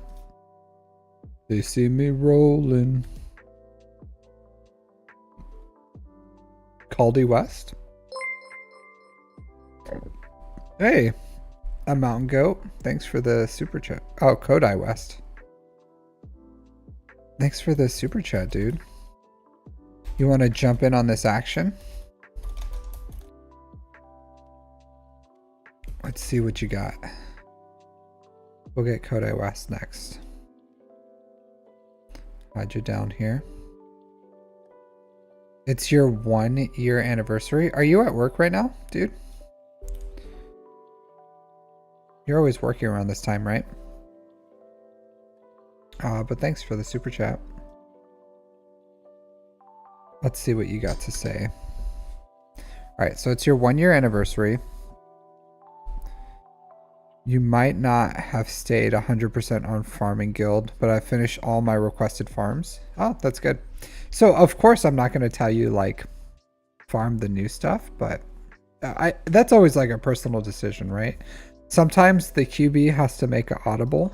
So, you know, I'm not, and I can't tell people to do that because I don't like control your, I don't control your finances. So I can't tell you to farm like Balin Skull or GL Ahsoka or even players that don't have Malgus in his ships. I can't tell them to farm things like Leviathan. And that's why you almost never see me tell like I can maybe 2 or 3 people I can remember telling them to farm the Leviathan because it's so prohibitive on what the requirements are, and usually they're like soft paywalled or some are hard paywalled. So I don't tell people to do things that like cost money. If they choose to do that, I don't think it's a bad idea. So I never think it's a bad idea for people to unlock the newest things if they're comfortable spending that kind of money. But I never tell them to do it. All right, so R9 SOKR. It's a lot. R9 Ray. C. I just finished his alt today. I used... Okay, that's good. That's what I've been telling people is not to R9. And just think of this, right? So I'll come back to your account in a second, but look at these, like these materials, like they take a good amount of time to like farm up. So just to like get these things here. Hey K Gaming, how's it going? So it takes some time to get impulse detectors, gear to keypads. I have like an absolute butt ton of these I can turn, but not everyone has 583 of these fusion furnaces just chilling here. But it takes a while to farm them, and especially for those who aren't in end game stuff. Like if you're not, I got a lot of R9s. So if you're not here, so let me hide my face. So like even these arrow magnifiers or, you know, droid brains, like it can take a long time to get these up for R8s, R9s. So if you can stockpile them, just remember that in 2 to 3 months, we should be getting a new raid. So what does that mean? If you want to get decent raid income, you have to like invest into your characters to get that. So you have to, we don't know what the characters are, but minimum, if you are starting to hit like end game, you should be going for like this 265 box is like a good like late-ish game. And if you're like tippy top, and this is usually how it goes, right? Like if you're at the top 100 guilds, you're going to be getting this box, and they're going to expect like 10.3 million participation off of you. So you know, like, and if you're going for like the 416, you might as well go for the 420, right? So I've very rarely seen anyone stop at the 416. If they're going for this box, then they're just going to go for the 420 because it's not that much different if you see the difference here. So most players stop somewhere around here. Some stop at the 90, others stop at the 130. Most late game will stop at 265.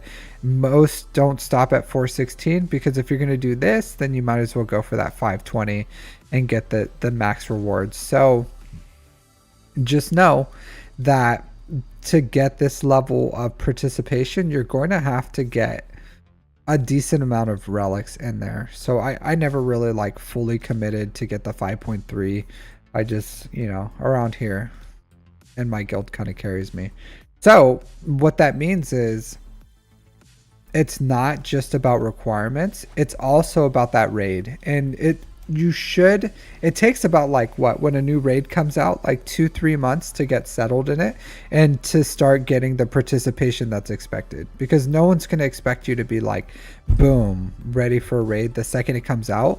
But shortly, in a couple weeks, I think it could be anytime, really, it could be by next week, but shortly we're going to get the new raid announced. Once that gets announced, then we're going to have probably 2-ish months to start farming and getting ready for it. And then it's going to launch, and then it's going to be here for like 7 to 9 months. So the first 2 months, 3 months, we're all pretty much going to have to stop doing what we're doing and farm whatever it is that we have to farm. So it's safe to say if you have like some income that are R8, R9, and you aren't like balls deep already in a farm, like a good example is like my Ahsoka farm. Like I'm like balls deep in it, right? Like I have all the R9s, I have one of the R8s, I just have to R8 Plo Koon, and then it's just some R7s. I don't care whatever the raid is announced. Like I'm finishing GL Ahsoka. Like once I finish these shards, I'm gonna unlock her and I'm gonna get her up and running.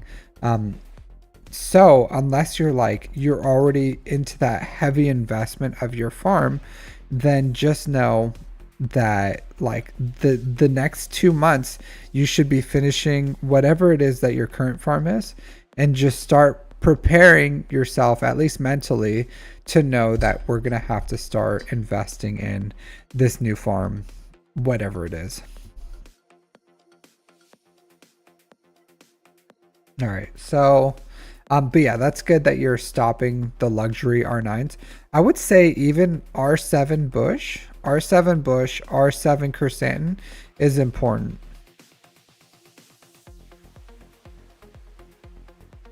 Like they're just not that useful because they, like an R5 Leia just dies super quick. So just at least R7 her, give her a little more survivability.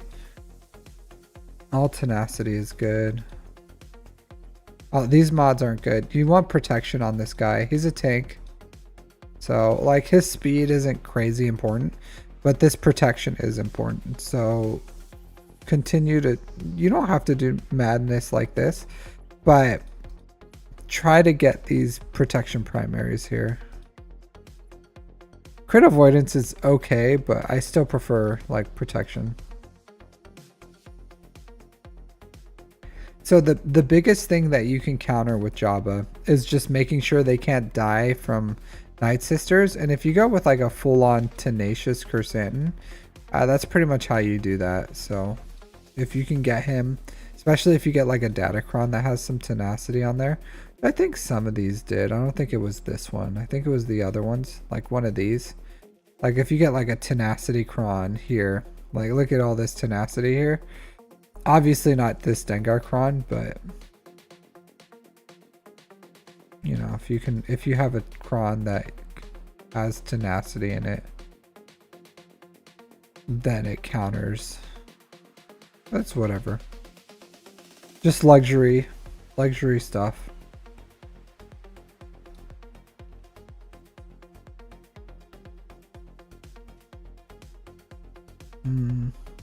Yeah, whatever your most tenacious one is. This one's okay, 60-some%.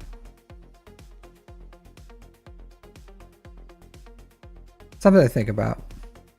That's a lot of health. If this would have rolled, the 15%, then this would have been a really nice Malgus Crawd. Which I don't think you have Malgus. Do you? Soon, right? Not yet, but soon. So I'll say this. You have the pretty troopers, you have the Poncho Bros, Relic 9, so you have Jabba. So your income's pretty good. I stopped really looking at most of these other ones because there's so many Lightspeed bundles that kind of got everyone ready. So Jedi, Imperial Troopers, Rebels. Next month, that's good. Relic 7 him. Relic 7's perfectly fine for Malgus. You don't have to go anything crazy. I just find mods that have like health percent on them. You're gonna want fatty health percent. Health with health percent on them. Great mothers. Okay. These are good. 12 Omicrons. Like 12 Omicrons? Like you need 8 more to make 1 Omicron? Oh man. So this one's an overuse. So make sure you're not like 12. I'm assuming you mean you have like 12 full Omicrons ready. 240. That's an F10. So I'll say this here. I'll come back to your count. So again, Malgus doesn't need all his Omicrons because I don't want to see you waste them. So he does not need Korriban's Legacy. This only works in 5v5, but it still works decently well in 5v5 without it. So this is 100% a luxury one. And even though you have so many of them, don't do this one. Like Korriban's Legacy is a waste. The other ones are good. Like you still Conquest. So honestly, to be completely honest with you guys, I've even thought about getting that Conquest one myself. Hey Andre, how's it going?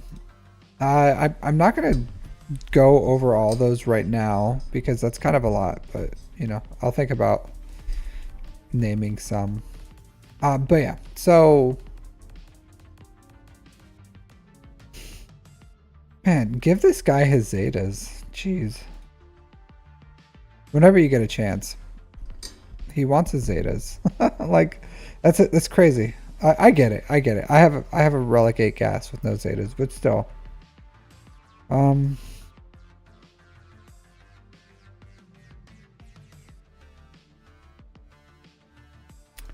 Yeah, so I get you have 12, but still, I would rather you get banger Omicrons in different game modes than get not banger Omicrons in Grand Arena, because this one's kind of crap. This one's kind of crap. So this one isn't needed. So there's always one Omicron. There's usually one Omicron that's not needed. And one day you're going to get to the point where you're like, oh, I wish I had more Omicrons. But like putting luxury, borderline not needed ones. Hey, thanks for subscribing, Morts. But putting luxury ones on there, not super important. Like Hondo probably isn't that great. I don't think this one's bad. I really don't. Like this is such a convenient one. And it has so many, but like accuracy down, crit chance down, crit damage down, defense down, evasion down, offense down, potency down, speed down, stagger and tenacity down, on for 2 turns, which can't be evaded. Like that's phenomenal. And then he gives all these buffs. Like this is a really good. At first, when it first came out, I was like, this is a waste. But it's just really convenient. It's really convenient. And he's still only 8 million GP, so it's not like he has all the teams in the game. So this 100% is worth it. He's going to use Hondo with Balin, but I don't know. I just don't think.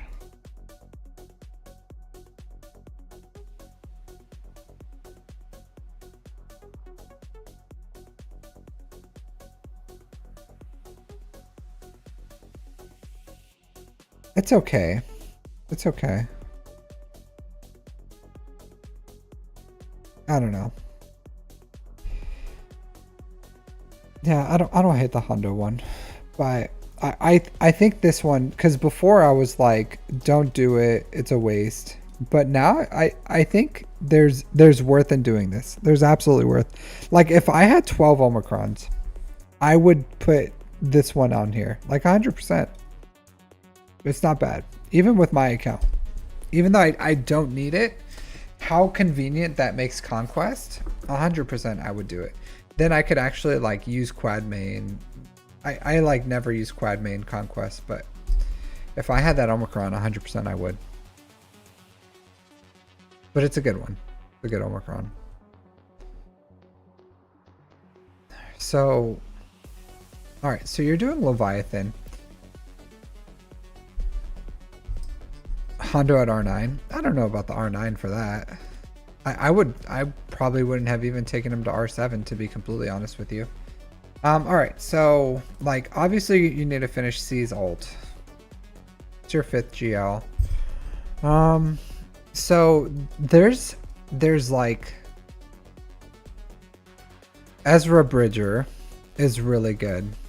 So out of the priority for what you have here, you have the shards for Spectre. Vash is always here. Vash is here like all the time. How are you doing, Agnards? Yeah, so all right, so you're still waiting on the shards for this.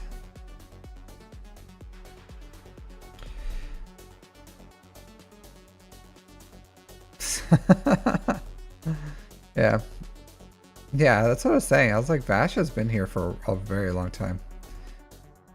Ezra, that is, yeah, Ezra 100% is worth it. Like Ezra is a banger. Pretty much there's very few counters for the Ezra. It's pretty much like JMK and Seer, Malakos, and Starkiller. So there's not a lot of good counters for the Ezra Bridger. Also, like I saw what do you call it? I saw Beaver using him with like, I think it was like Jedi Knight Luke and Jedi Knight Revan or something with Ezra Bridger Exile and beating things like a Jobber or something. So I put mine on defense with Rey and it is really, really strong. So my Rey beat a C Bane, she beat JMK, she beat Leia.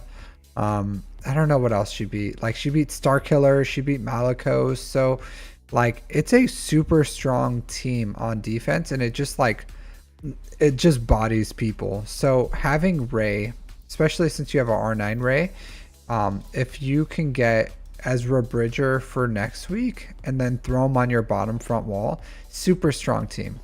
So Ray, Ben Solo, honestly, I would, if you have 12 Omicrons, you might as well put, I think it's obscured.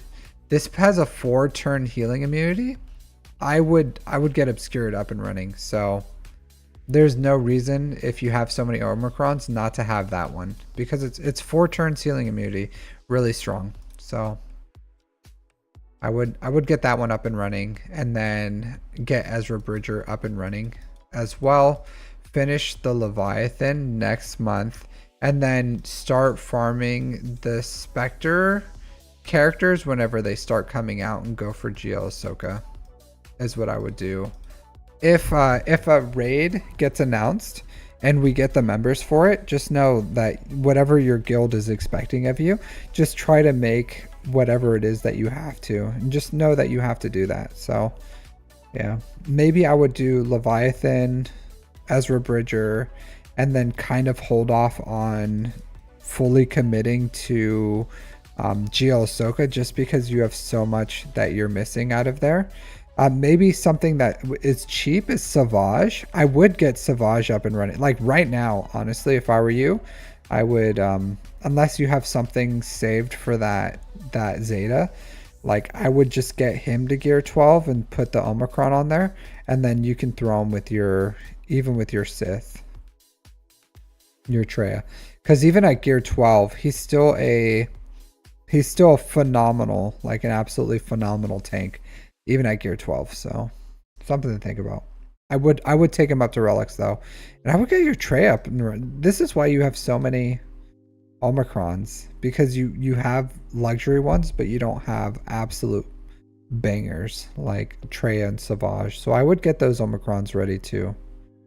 I would prioritize those. That's a really good team. That's an amazing team. I'm really shocked at, honestly, like super shocked. So yeah, I would do the Zeta Omicron relic, or maybe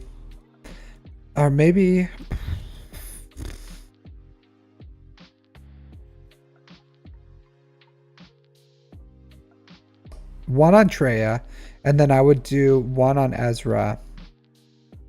If you're going to get him up and running by next week, like if you can get Ezra Bridger up and running by next week, hey DCU, I would get him up and running first. This is a toughie. It's a toughie. Because he's good. He's good. So is Trey. Trey is really good. But Ezra Bridger is like cat level good. Like he can win you a Grand Arena just by himself. And I'm sure you have a lot of things that, because right now Ezra Bridger is like the Great Mothers were last time. Like there's very few counters. He's just like the newest of the new. There's no kits out there that are like specifically countering him. So really strong. So the earlier you can get him up and running, but he needs 2 Zetas to be really good. So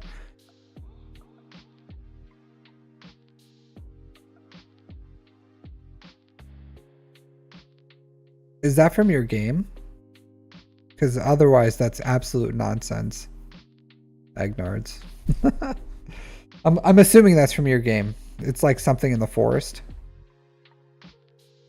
Yeah, but I would probably prioritize Ezra, then Traya, then Savage, in that order. And 3 seashells. I don't know anything about that game. Sorry, Agnarts. I've never heard of it. I'm not a big fan of like the horror genre. So I'm not a big fan of like the horror genre video games. Oh, Demolition Man? Oh, it's been so long since I've seen Demolition Man. I've seen Demolition Man. It's been a very long time. A very long time. Couple months out. So, yeah, I would say then, if your ships are a couple months out, I would still prioritize, because the biggest thing is Zetas, right? Like the biggest, absolute biggest thing is Zetas. So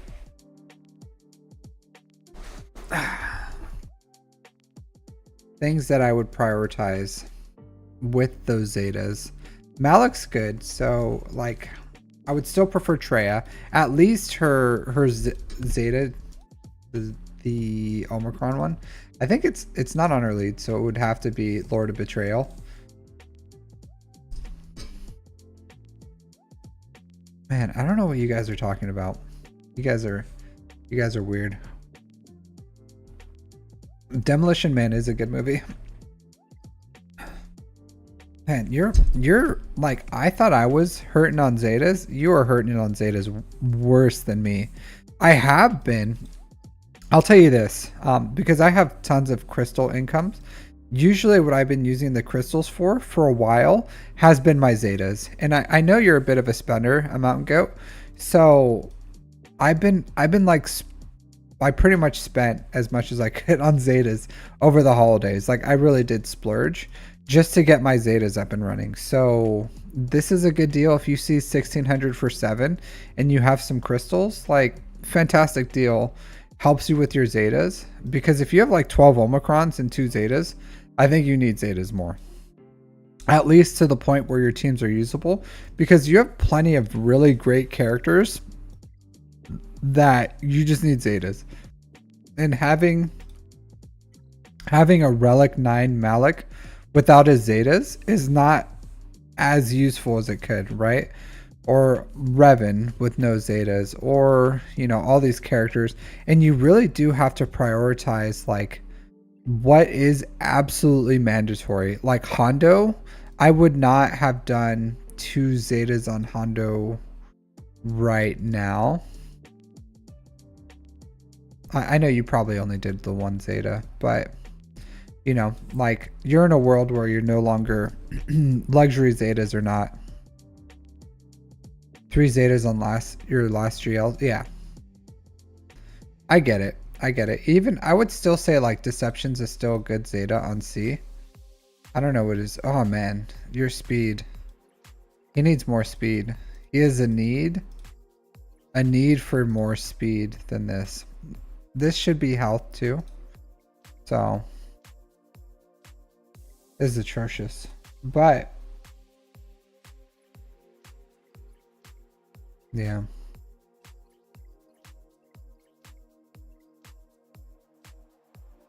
I did say atrocious.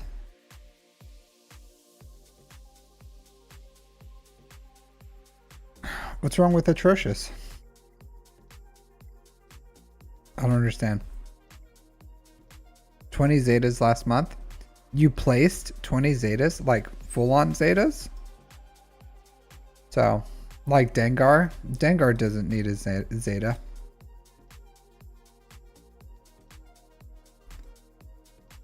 Yeah. Korra?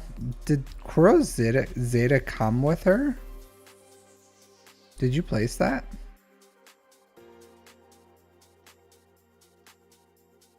Either way. Bam's unique Zeta is good. You're going to want it when you get Bo-Katan Mandalore. So, next thing I want to talk about. Next things you should be farming. Honestly, GL Ahsoka, not that high of a priority for me. Probably still Jedi Knight Cal Kestis. Bo-Katan Mandalore, probably better for you, I think, than GL Ahsoka. Like, going for Leviathan, I still think that's smart. Lock in the fleet meta and then go for farm the shards. You should be farming the shards for Bo-Katan Mandalore and then Jedi Knight Cal Kestis. You have the shards. So, and you still have Terra Malicos too. So, you don't even have Zetas on Starkiller? You're nuts. Alright, so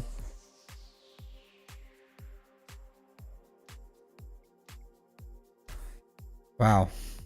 All right, so yeah, Jedi Knight, Cal Kestis, Bo-Katan, Mandalore should be your next farms you farm after, unless GL Ahsoka is part of the raid. Like if GL Ahsoka is part of the raid, then you got to go for her. But if they don't give us an actual reason to like farm her, as in some sort of income based decision, then right now I would say I would rather you farm Jedi Knight, Cal Kestis, Bo-Katan, Mandalore. From profundity, nah. Like farming fleets are great, right? But I still think as long as you have 2 GLs and you have 4 or 5 GLs, 2 GL ships, that's fine. But things like Bo-Katan, Mandalore, and Jedi Knight Cal Kestis transforms how much your Kyrotech you receive. And I know you're a bit of a spender, and if you don't care about Kyrotech whatsoever, and you just want to, I don't know what your goals are in general, but I would say getting more income is better than not getting more income. So, and profundity isn't going to change any income for you right now. It is good. So I had the same thing. I farmed Executor, I had Leviathan, and then I've still farmed Profundity because it's still a really good ship. So, and in Grand Arena, it's not just about the height. At some point, it's also about the depth of your fleet. So if you want to compete at the highest level, then you have to have all your fleets. Otherwise, you could get like stonewalled through fleets, or you're giving up like a lot of fleet banners through fleets. So not a bad idea to go for profundity, but not a priority. The only benefit of going for things like profundity and then Leviathan is you can get a fully functional profundity and just not place the Zetas on the team and not have a Rogue One team.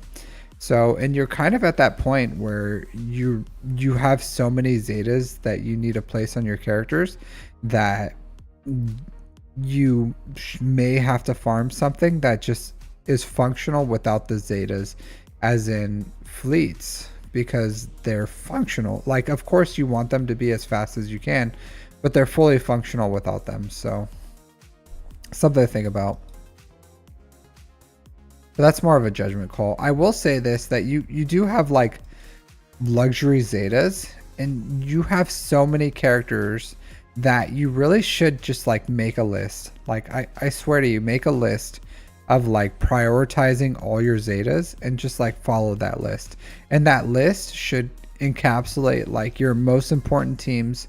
And then if it's like a luxury Zeta, then it should be at the bottom. If it's a like this team will not function without that Zeta, then it needs to be at the top. So I would think about that. So yeah, I can't prioritize all your Zetas for you, but yeah, you're missing a ton, and I would just prioritize like what's the best teams that you can build, what Zetas are they missing, like, and then just go down from there. Yeah, that's pretty much what I got for you. Unless you want me to look at your GLs, it's good offense on her. What relic is she? Oh, relic 9. There you go. That's why her stats are so juiced up. Okay. Makes sense. Let's go off speed. Yeah. Higher relics really do transform the stats on those dudes.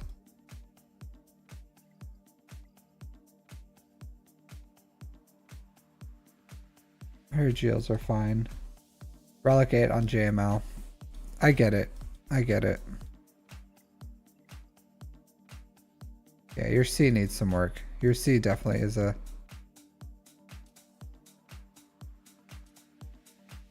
Yeah, you got a lot to work on. It really is hard, because it was last month. I was in the same position as you, where I was like, I have so many Zetas I need to place. Luckily, I'm back in the place where I just have luxury Zetas now, and all the Zetas that I need to make my teams functional are there. So, but I'm still missing like tons of Zetas. Like look at this ugly MFer right here with his 4 missing Zetas at Relic 8. So, you know, I'm in the same place as you. Like same exact place of needing Zetas. And I don't even have 2. I have the 9. So I totally get it. But I legit I have a list. I have a list. And just remember that you should be getting you should be saving some Zetas for this girl right here, because she's coming out in like what, 3 weeks? So, and you should be able to red box with your account. So you should be saving up some Zetas for her. Something to think about. So I already have all her gear farmed. I don't have the relic material. I might just like save up the relic material in like a week or 2. But you're going to want her to relic 7. And pretty much I'm missing the signal data. That's it. So something to think about. Okay. So I'm pretty sure she's going to be a banger. Pretty sure. So you're going to want her. I'm almost positive she's going to be super transformative for the SLKR team. Almost positive. Pretty sure. I think maybe more. Definitely more than GL Soka. Pretty sure. So I would start saving up, because who wants to be that guy? Like just like what you have for, and this is why I didn't red box for forever. I do now, because I'm now in the place where I can invest in them. But Ezra Bridger, so same thing. You don't have him invested in, but he's a phenomenal character. Like you want him invested in, because he's like super great. He's just like Commander Ahsoka Tano, except Kat didn't elevate Rey in the same way that Ezra elevates Rey. So yeah, super amazing team. So you're gonna want Rey with Ezra just as much as you're gonna want the dark side Rey with SOKR. So something to think about.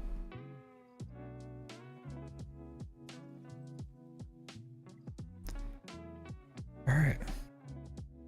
I already buy my.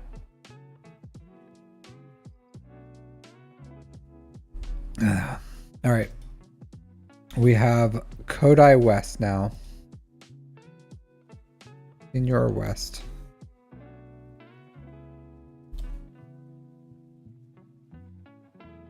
Uh, 212. Cool. Kodai West. I swear I saw this name recently. Sometimes I forget to take people off my list. It wouldn't be the first time I did it. Sometimes. Not always. On occasion. Alright. Kodai West with the Blue Sun Syndicate. Carbonite 4. Ooh. Jeez. Okay, I don't remember this account. I remember the name. I don't remember the account. So 4.5 million GP. You technically got paid for that review. Yeah. Congratulations.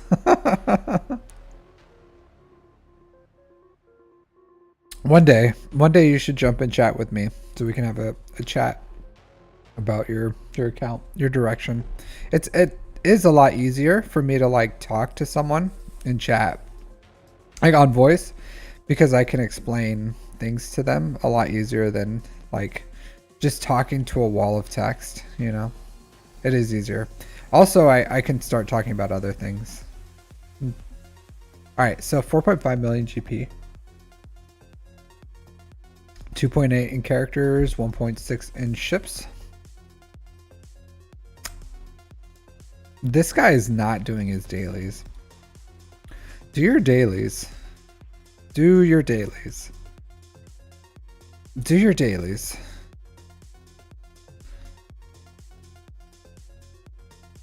Do your dailies.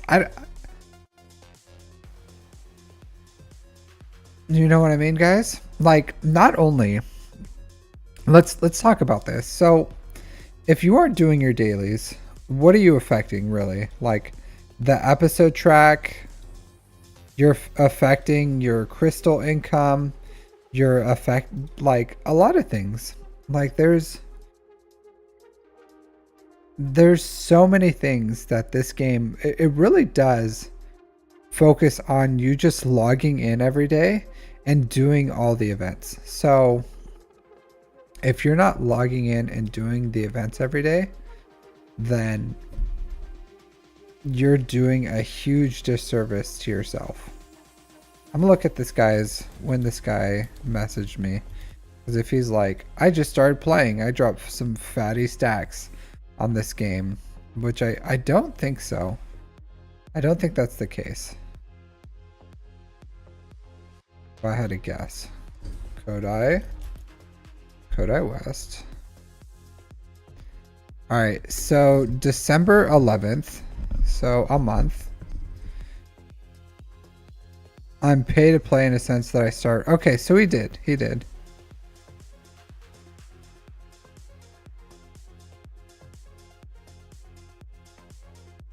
I want to say I did. I swear I did review this account.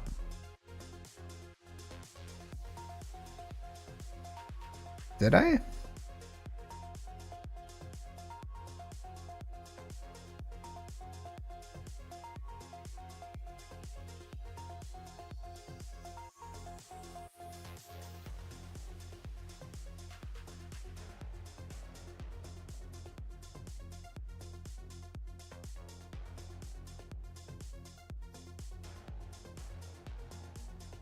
All right, so he did just start the game and drop some fat stacks on it. So he did. So at least so this is a month old account, a month and some change. A return player, month and a half old account. Look at this, is insane, right? 1.5 months. Negotiator, executrix, finalizer at 5 stars. This is insane progress nowadays. Madness. There's so many bottlenecks that this guy's gonna have. So many bottlenecks. I feel for him. All right, so buddy, pal, Kodai. So you're dropping Zetas on stuff like Moff Gideon. You're dropping 2 Zetas on Kylo Ren. So you're in the position where you need to be laser focused on Zetas. Hey fishies, how's it going? This guy needs to laser focus. He can't even think about a luxury Zeta. Like crew lead. Like buddy, pal. You done already messed up. You're gonna regret that Zeta for a long time.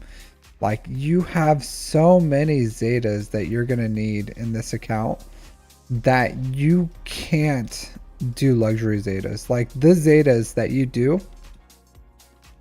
need even like press advantage. It's not a bad Zeta, but I still wouldn't do it over everything else that you're gonna need for this account.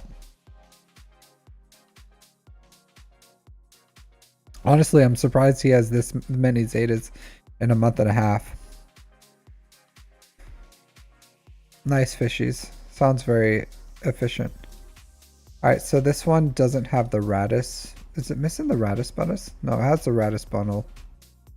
It's missing the other half of the resistance bundle, right?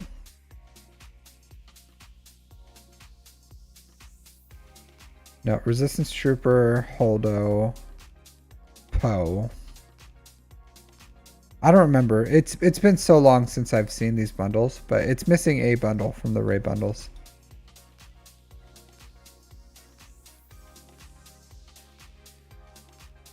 Cat. Yeah, the Ray bundle. So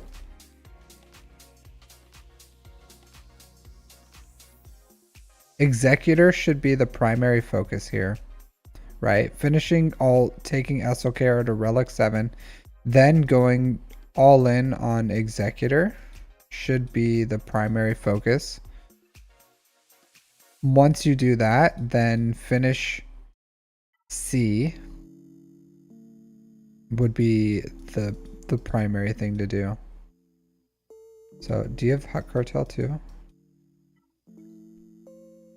Yeah. Hold off on the C real quick. Let's look at your bounty hunters. All right, so they missed the Chewbacca bundle. So I will say this: finish SLKR, get him to Relic 7, get his ultimate, finish Executor, go into Jabba. So you're gonna need to get Fennec and Aura. Yeah, if you would have bought the Chewbacca bundle, you would have got them, but you know, I would say it doesn't matter. Like, those two relic characters are not worth waiting. Who knows when that Jabba or the Chewbacca bundle will loop around. So once you finish SLKR Executor, go all in on Jabba and get that up and running. He's already did it. They already did it. Like, this account is a month and a half old, so they bought the hyperdrive bundle, and they bought pretty much all the lightspeed bundles that have been available. So yeah, that's what I would do. So SLKR, Executor, Jabba. Once you finish Jabba, you can go into C. If you don't get another bundle that's worth it. Probably missed most of the JML ones. Rebel. Mon Mothma. Okay, so yeah, so after after Jabba, JML, then C. So it's gonna go SLKR, Executor, Jabba, JML, C. If the Ray bundle comes in that time, slot Ray in there, either before JML, but sometime either before or after JML. Definitely not before Jabba. Yeah, that's what I would do. Yeah, and then same thing, like, buddy, pal. You gotta be strict with your Zetas. Absolutely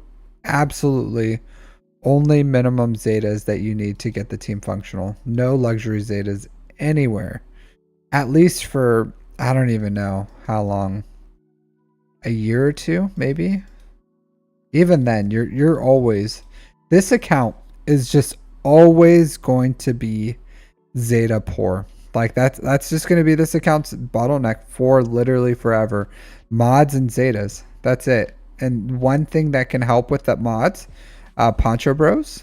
So getting these Poncho Bros up and running in Jabba as soon as you can. So while you're waiting for Zetas for your GLs or whatever else you're doing, then get Master Qui-Gon, Padawan Obi-Wan up and running.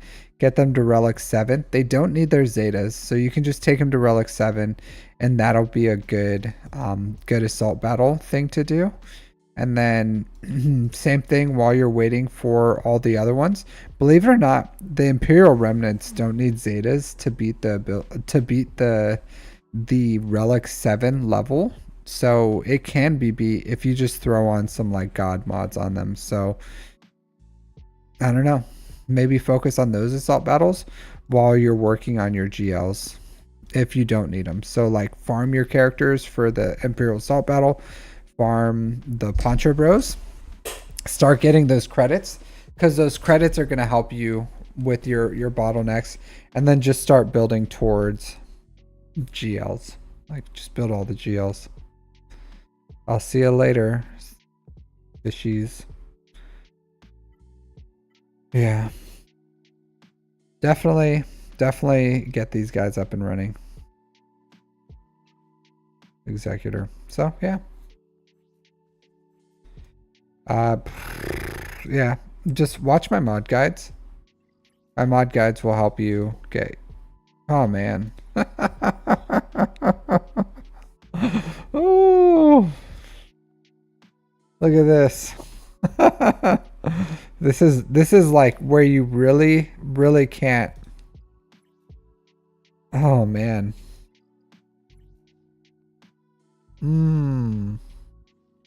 These are horrible mods. All right, so make sure you watch my mod guides because these are like, there's bad mods and then there's these mods. And even if your account's like a month and a half old, I still wouldn't have done this. Like I would rather you have like 5 I'd rather you have 5 dot mods on a GL than do stuff like this, because there's no like, maybe you'll be able to put this on like Sith Trooper once you have a decent one and it'll be okay, but like this is a really bad mod. This one too, like all his mods need to change, but I don't feel like really going into too deep depth. Like honestly, like give this to SWGOH. Like why is this on Hux? Like I don't care if it's not offense. Like this is still, even this too. Like this would be better on SWGOH. This would be better on SWGOH. Like they both suck for SWGOH, but like geez, like it's better than this, and it's definitely better than that. So. Yeah, do that. He doesn't want protection, but it's better than nothing. So just watch my mod guides. Let me find them. Like, even though you don't have the income, you can still slowly build your mods so that you can get where you need to be with your mods. So if you go to my guides here, oops. Go to my account. So playlists, mod guides. That's an ad, but watch this one, how to build 25 plus speed mods, and then use SWGOH.gg best mods. It looks like you're already doing that. But secondary stats do matter for GLs. I have like more guides in here. Every so often I just like make a mod guide that I throw in here. So I would say they're all worth watching, but this one generally, these two at least, at the very least, this is how to build mod filters, and then this is how to build mods with high potential. So something to think about. I would definitely get that sorted. It's gonna take some time, but the faster you get Jabba, the faster you get your income where you can start building some decent mods and working your mods weekly and regularly, the better you'll be off. So something to think about. Rough.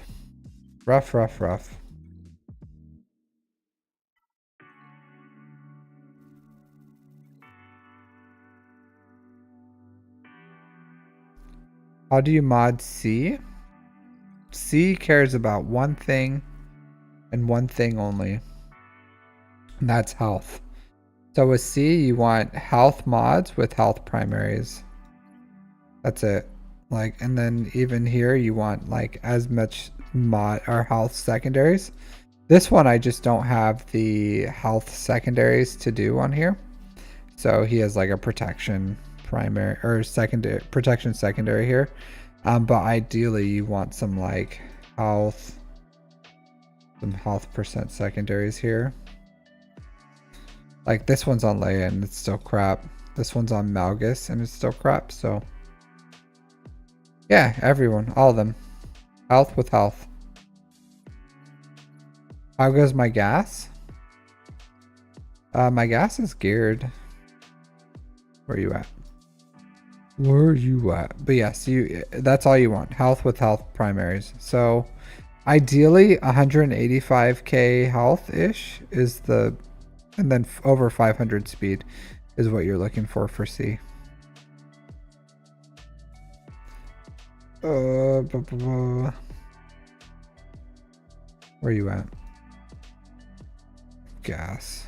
Galactic Republic. This guy. They look so similar, right? Alright. But yeah, he's fully geared. I just don't have him Zeted. I don't have the Zetas. The next 3 Zetas I'm saving for are going to be for Darkside Ray. So she's a month. I should have 3 saved in like 2 weeks or so. But yeah. Why? See? His health he does have a so plus 10% max health and max protection. So he wants to survive. He wants to survive.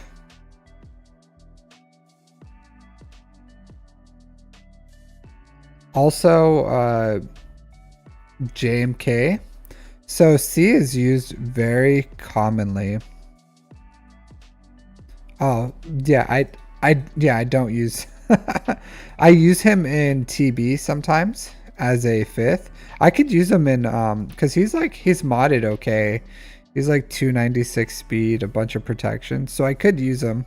Normally I would want to have like a crit damage triangle here.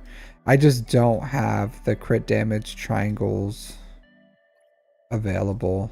So all these characters I care about more, like CLS, Drogon, Jedi Knight Cal Kestis, Poncho Bros. I care about these more, so one day if I build a crit damage triangle, none of these are really, this one's okay, but it still doesn't hit my speed thresholds. I am struggling on these. Even if I go with defense. JMK has one, but this would be good, but it's on JMK, so I'm not going to take it. Maybe if I go health. That's crap. Grievous has it. That's crap. I'm not going to take SLKR or Star Killers. I'm definitely not going to take Revas. I'm not going to take Malicos's, like his speed is good and this is a good amount of offense, so I'm not going to take this one. So all these characters I care about more than I care about gas. So one day I'll get a crit damage triangle here. In the meantime though, he's not even Zeted, so ideally I would like this one, so he takes down the health percent at least if he's used as a 5th in like a, because I could use him in a Quad May team, I could use him in a JMK team, I can use him in a JML team. He's an excellent, he has Jedi and Galactic Republic, so excellent tags, and he's an excellent character, like fantastic. He's just, as a leader of his own team, he still can beat some things, but there's other things that I would rather have. Like he really is at the point where I should invest in him because he's Relic 8, but you know, I think there's a very high chance that we can get a Clone Troopers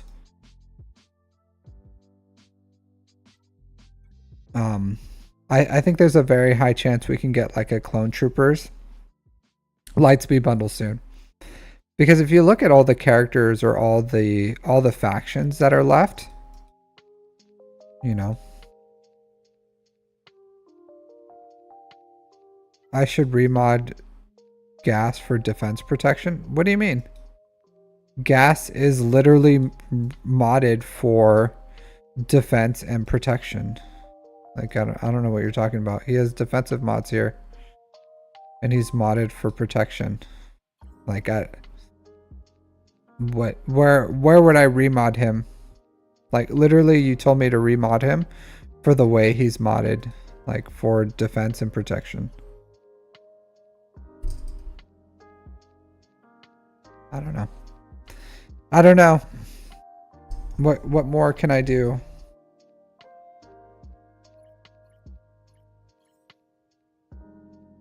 Yeah. Full defense set? You're nuts. You're nuts. No one, that is, I'm just going to say this, Mr. Mike Hole. You're nuts. You're nuts. You're smoking the ganja. You're smoking the ganja. There's no way. There's no way. So gas can take out weak rays, but there's no way. So this is the ideal way. How many people have him modded for only defensive sets? Literally no one. Literally no one.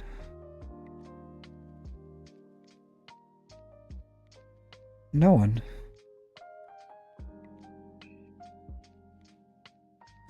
Drop your ally code. Drop your ally code. Let me see your gas. An erodium maybe? Not even an erodium. Carbonite maybe? No. Top 100 guilds. No one's doing a full defensive set. Drop your ally code.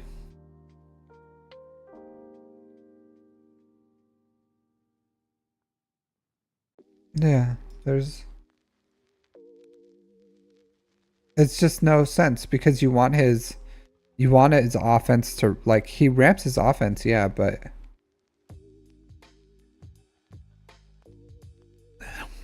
there's no way. Usually it's a race. It's a race, so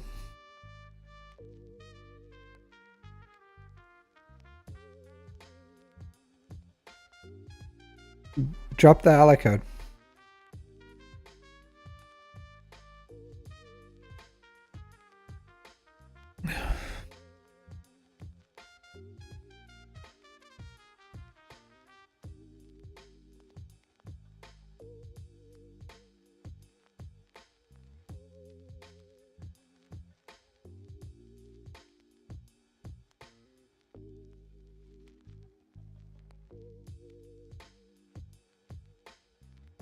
Mr. Michael, show me what you got.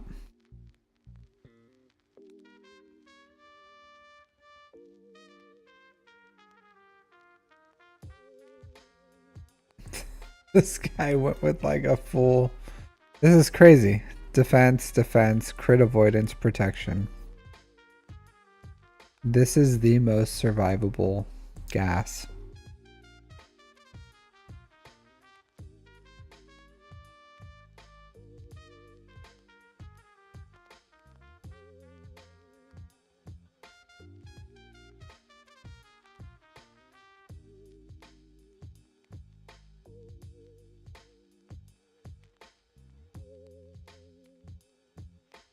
Hey, this guy's in our old guild, Dark Ishilia.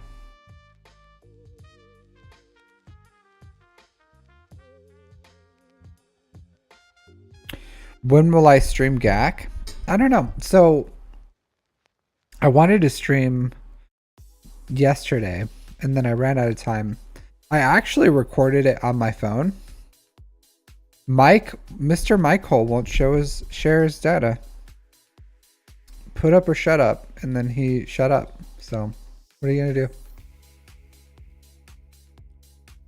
So yesterday I wanted to stream my Grand Arena. And I ran out of time. So I was like, okay, I can't stream it. So I was like, normally what I do is I record it on my phone and then I'll make a video of it. Unfortunately, when I made a video out of it, I ran out of storage when I was in Fleets. So I was in Fleets and I ran out of storage on my phone, and then the data got corrupted. So, which I was really clean on the ground, even though like this was like a weird guy. So he takes all his datacrons on offense, but he has like a decent defense. He has Leia, Rey, Great Mothers, Gungans. It wasn't like a complete pushover. Lord Vader, a weird Zori, JMK, Jabba, Quadme. The back wasn't anything special, I think. Riva was the only thing that was like, but I have Malgus for Riva, even with the Grand Inquisitor Cron. So I'm sure that would trip up some people, especially if they don't have if they don't save their Malgus. But like these were whatever. So overall, a decent opponent. He just couldn't get through my fleets. If he would have beat this, he would have won. Like if you look at the math, he needed like 20 some banners. He couldn't get through all my fleets. So, you know, sometimes it just be like that. Overall though, I don't know. So I have to, and here's the thing, right? So I have to balance, because I'm in the Marines, right? I'm a master sergeant in the Marines. I have a wife. I have a dog, Captain Amazing. My dog, Captain Amazing, is actually very, like, he's getting old. He really is. He's over 13 years old. He has a lot of problems. So my wife spends all the time with him, like even at night. Like he has seizures. So he'll like have seizures randomly. So we always have to pretty much be around him. Because if it goes on for a certain amount of time, like his body can't stop it, and we have to stop it with an injection. So like my wife has to watch him. And then during the day when I'm not like working, or I get home, or on the weekends, like I can't just like leave him to her all the time. So lately I've been hanging out more with Captain. And then also, like I'm a graduate school student too. So not only do I have like my full-time job, my wife, like a very sick dog, I'm also a graduate school student. So I like a lot of the time where I would have spent in the mornings on like Saturdays and Sundays streaming, I can't spend them streaming anymore, because on the weeknights and weekdays I do school, and then on the mornings I also do school. So it's like it's a balance of everything as I try to like live my life and do content creation. I want to stream, but I also have obligations, like life obligations, of things to do. So I'm like 2 years away from retirement. I have to finish my masters. So Mass Art ain't doing too much. I'm very busy, so I don't know what if you're familiar with like the Marines, but the higher ranking, all the Mass Arts I know for the most part, we're and Master Guns, like we're busy people. We ain't just like chilling. Like maybe at some jobs don't have very involved like enlisted leaders, or they're just like managing stuff, but like my job is not my job is not the job where I could just like sit around. Hey Glurmit, you're still here? Hey, thanks. No, I'm just a guy, you know, but I am really busy. So I would love to stream Grand Arena, but something had to give, right? So if I was going to continue doing content creation, I really did have to like look at everything I was doing and decide what can I do without. So you know, so yeah. So I'll say this. So Sergeant, you always capitalize the M in Marines, but also the no, I am very busy. Like when I'm at work, I'm legitimately like I'm working a lot of time. Not only that, it takes a lot of like mental bandwidth to do the job. Yeah, there you go. Thanks, Vash. So no, it's but I do love every time I can, like today. Normally I don't stream Fridays. Um yeah, normally I don't stream Fridays, but today I had some time. So I decided to stream. So every time where I have some bandwidth or I'm ahead on my schoolwork and I can take some time to like hang out with you guys, 100% I try to do it. So I still try to balance, you know, my whole life. Thanks for becoming a member, Glurmit. I appreciate it. I do. Yeah. Honestly, I've watched your stuff for a while, Glurmit. Uh, in between, I think I don't remember which one. It was not 5. You're too generous, dude. Thank you. Thank you. That's unnecessary, but thank you, Glurmit. Thank you. You really are very generous. Thank you. Unnecessarily so, but thanks, dude. I do appreciate it. Yeah, but I'm just like I'm just a, you know, I'm just trying to balance everything. Trying to balance everything. And unfortunately, what gave was and I looked at it this way too. So there's a lot of content creators who stream Grand Arena. There really are. Like I think I'm like decently okay at Grand Arena. Yeah, I'm okay at Grand Arena. I'm competent. I understand counters. I don't even have insights anymore. I just I don't use it, and I'm able to get through most of my opponents and continue to win with like a decent win rate.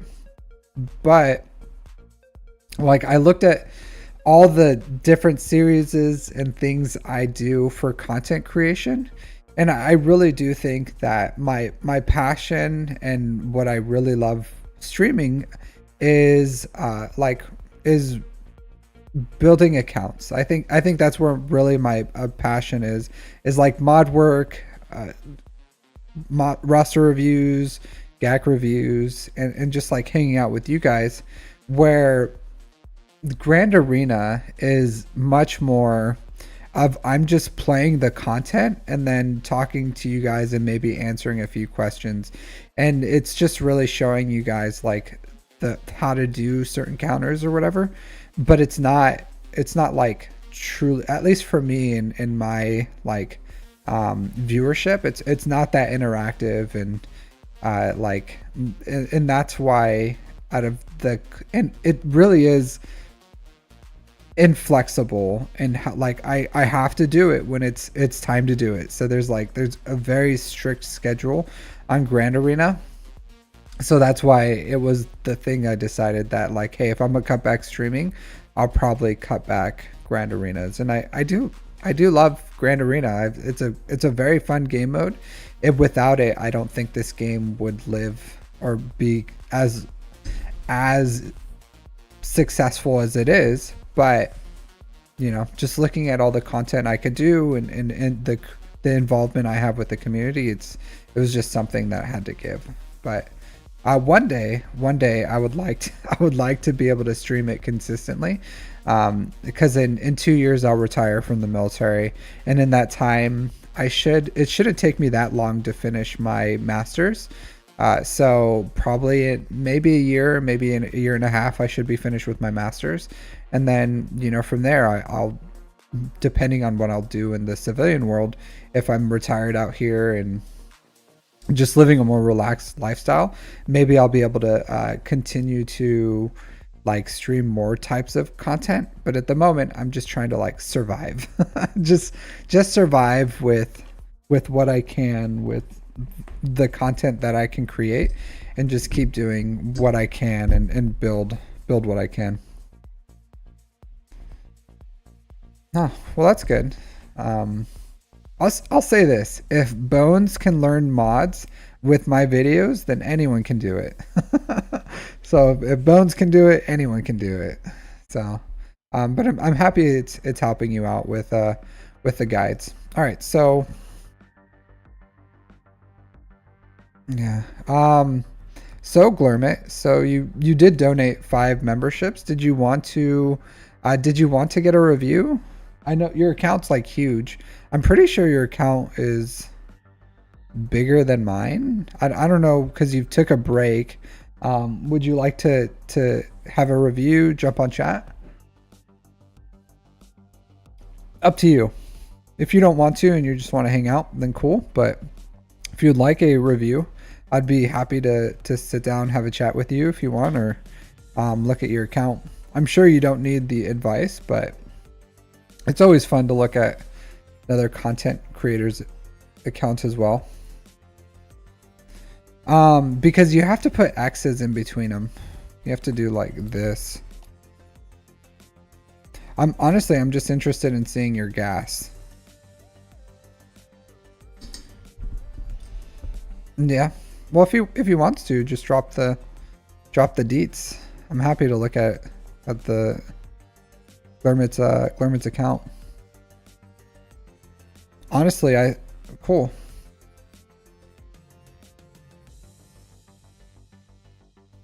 Let's see what you got. Do you want to jump in chat? I'd be happy to have a chat with you.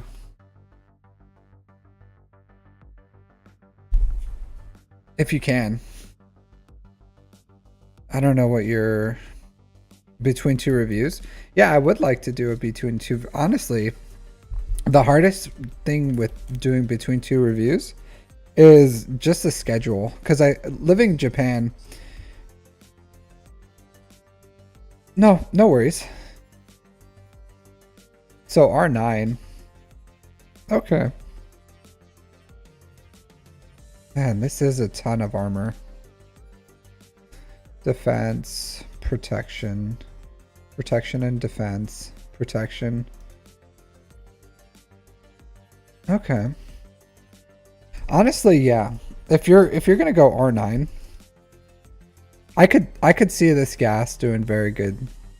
So the speed's decent, a half ton of protection. The damage isn't horrible just because of the raw relics. And then this armor the armor is very high. So I could see a gas invested in this way doing very well. So not surprising. I just like personally, I would not invest this level into gas. But you're almost 14 million, so you know. I could see this gas doing very, very well with its modding, because his damage ramps, you know what I mean? So this is an absolute F ton of survivability. So you're right, but I still would not do that with an R9 gas and the level of but I get it. Like if I could see it. I could see myself doing that, but I don't know. I think the R9 does some heavy lifting there too. Maybe. All right. I could probably just find your account, honestly.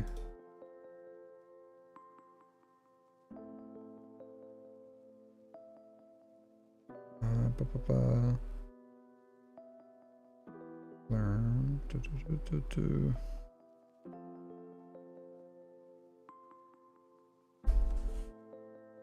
Find you. Blurm it. Blurm.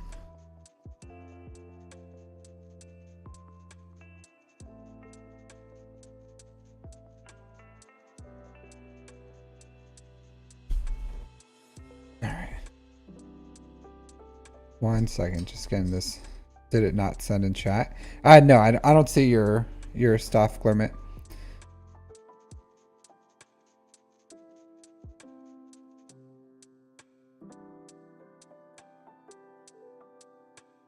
I'll find you.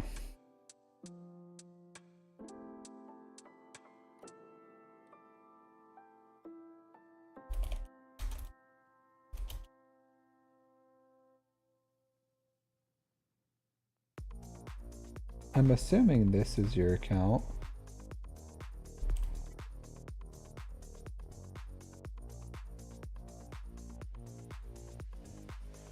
Right? Is this you?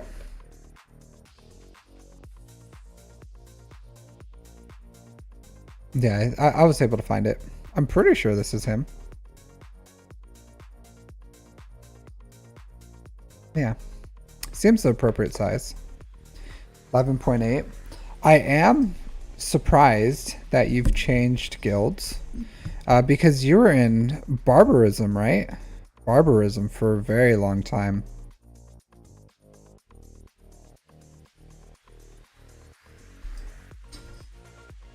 GP, yeah, Glarmit has a big account. I think you have someone maintaining it too during your breaks, right? Oh, I know you're I'm familiar. I've watched your videos, so I've watched you for a long time actually, Glarmit. So even before I was hey Norquist, even before I was a content creator, I watched your content before too. So I remember watching you using Dash with R9 Young Han Solo and him ramping with, of course, like Vandor and L3 and beating stuff like JML and stuff. Yeah. Are you going back to barbarism?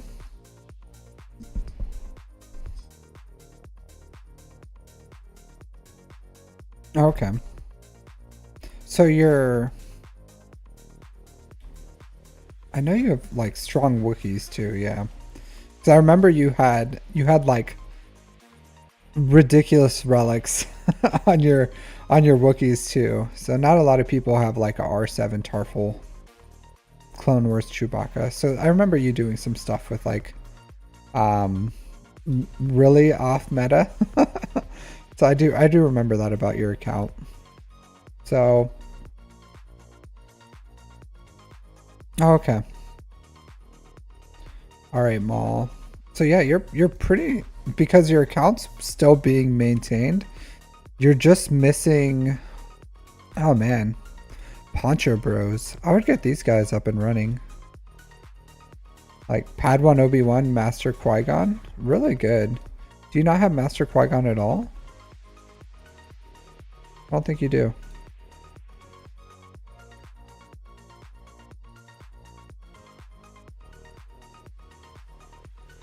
Oh really? Yeah, I would get these Poncho Bros up and running. I know your account has tons of income and your account's older too. So you probably have like a ridiculous amount of credits, but the passive income that they can get is really good, especially if you R9 them. Like they just print R9 material.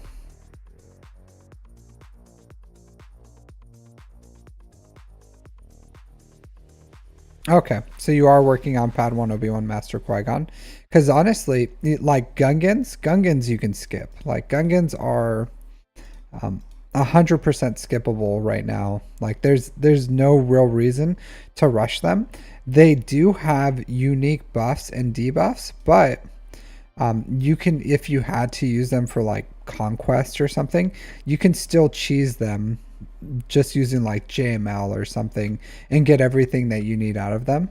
So, and that's the only real reason to have them. They also do beat Balin Skull, so, which you don't have, but the Balin Skull, like Gungans beat them, but there's no real need for Gungans.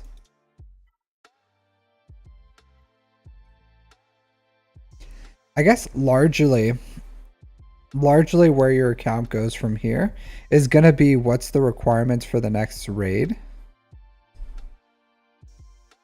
Oh, you don't have bow either? Yeah. I see you have tons of Zetas. So Bo-Katan Mandalore is very huge for Mandalore. She's also really good. Like, just, she's a ridiculously strong character. The good thing about Bo-Katan Mandalore is a lot of characters like the Ufu Squad or Terran Malicos or even Starkiller, they're pretty much good in one game mode. I would also take your Seer Junda to Relic 7 with your Jedi Knight Cal Kestis. I'm sure you have them, right? Yeah. Just for Zepho, like Zepho for Jedi Knight Cal Kestis, Seer Junda, quick R7. And then when you take Bo-Katan Mandalore, take them to R7 too. But like I was saying, the good thing about Jedi Knight Cal Kestis and Bo-Katan Mandalore is they're literally good in every single game mode, like TB, Conquest, TW. Like they're just a very strong team.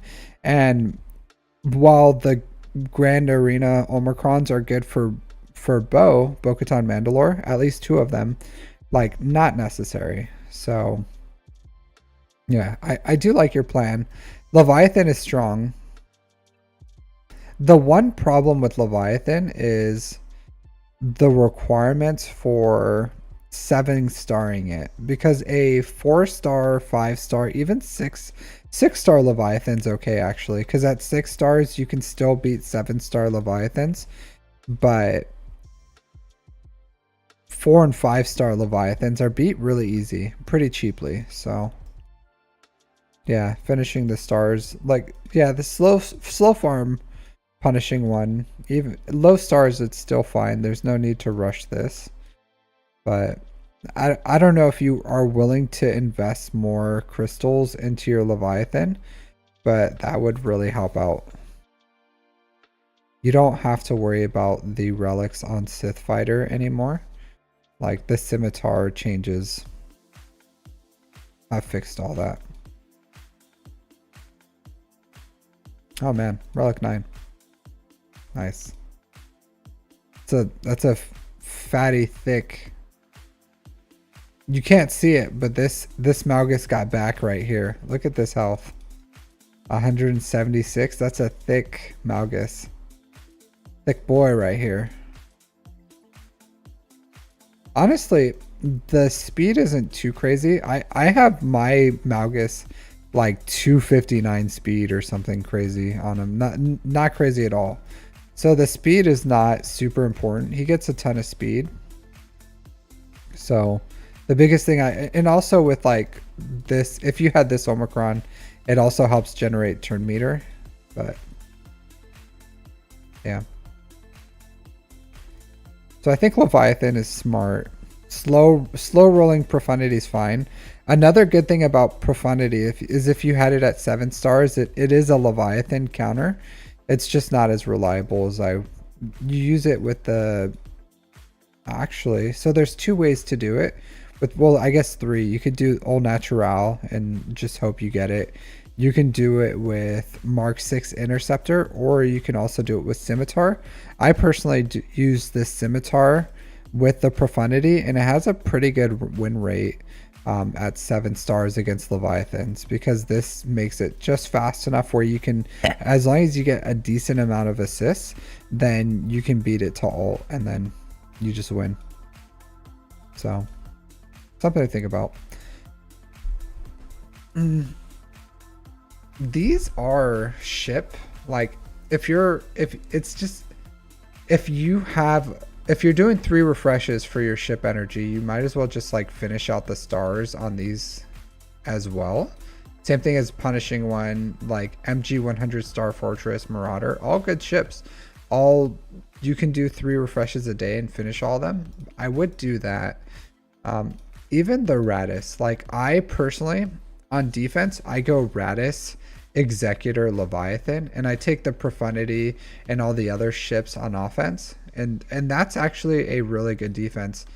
I get holds on my Radis all the time because the Executor and the Leviathan pull a lot of like the top tier fleets, and they're not as there's no longer pretty much like 100% counters unless they're taking the unless they're taking their Leviathan on offense. So once you get Leviathan, even if you put it on defense with Executor, and then you can go Radis as your third if you have, and I do think that's the best defense, because most people save their Malevolence as like their third fleet to take out whatever, and Malevolence is really weak against a Radis, and sometimes Radis will just like beat the Malevolence, or it gets holds. It does.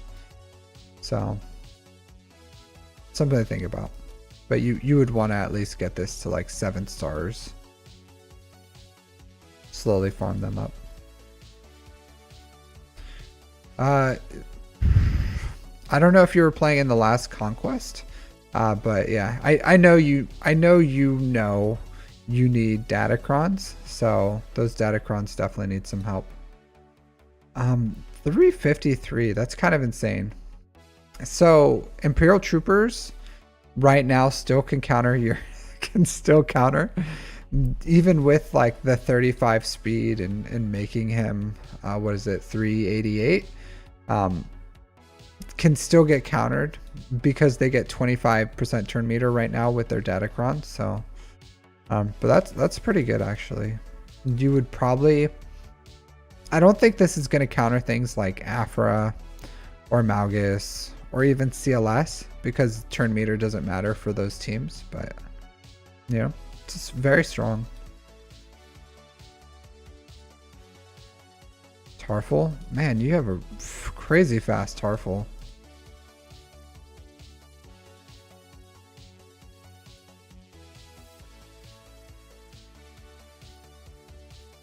Yeah, weird. Little bit of weird speed speed priorities here. Just a little bit. Saw actually. I don't know if you're close, but if you could get, I don't think you can get him because you probably missed it. But whenever you get Luthen is an absolute banger in 3s with Saw, and then in 5s with Mara Jade. So once you get Luthen, I think for you, I think you really do appreciate like Saw and the Rebels. So I think you would really like Luthen. Same thing, Mon Mothma, Scout, Pow. There's variations to it depending on what you're countering, but Luthen's an absolute banger of a character.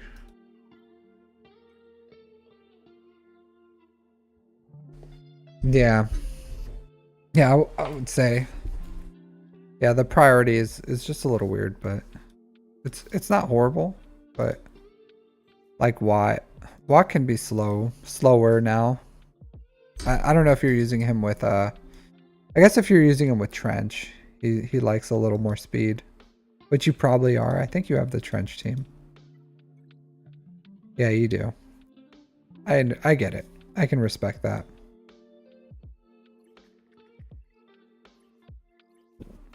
I'll say this, people don't give Trench the respect he deserves. They really don't, right?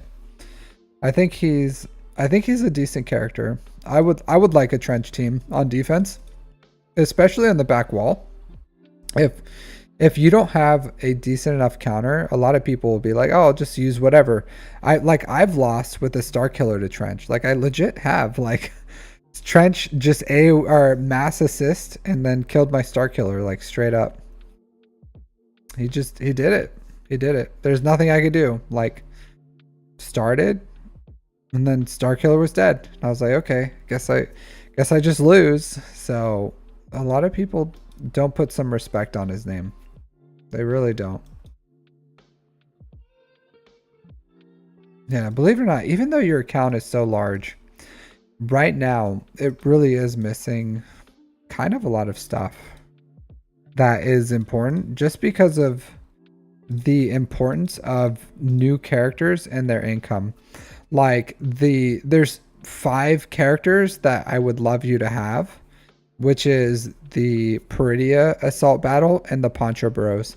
The Peridia Assault Battle is going to be important for 2 reasons. Because you're going to put, oh man, you don't even have DTMG. All right, so you're the kind of guy that I would think would really appreciate DTMG. But once you get Dark Trooper Moff Gideon, you're going to want Enoch in the squad, because Enoch stops the enemy from being able to crit like you guys. So like Enoch goes with DTMG, and then Night Trooper Peridia go with the Night Sisters, the Great Mothers. So yeah.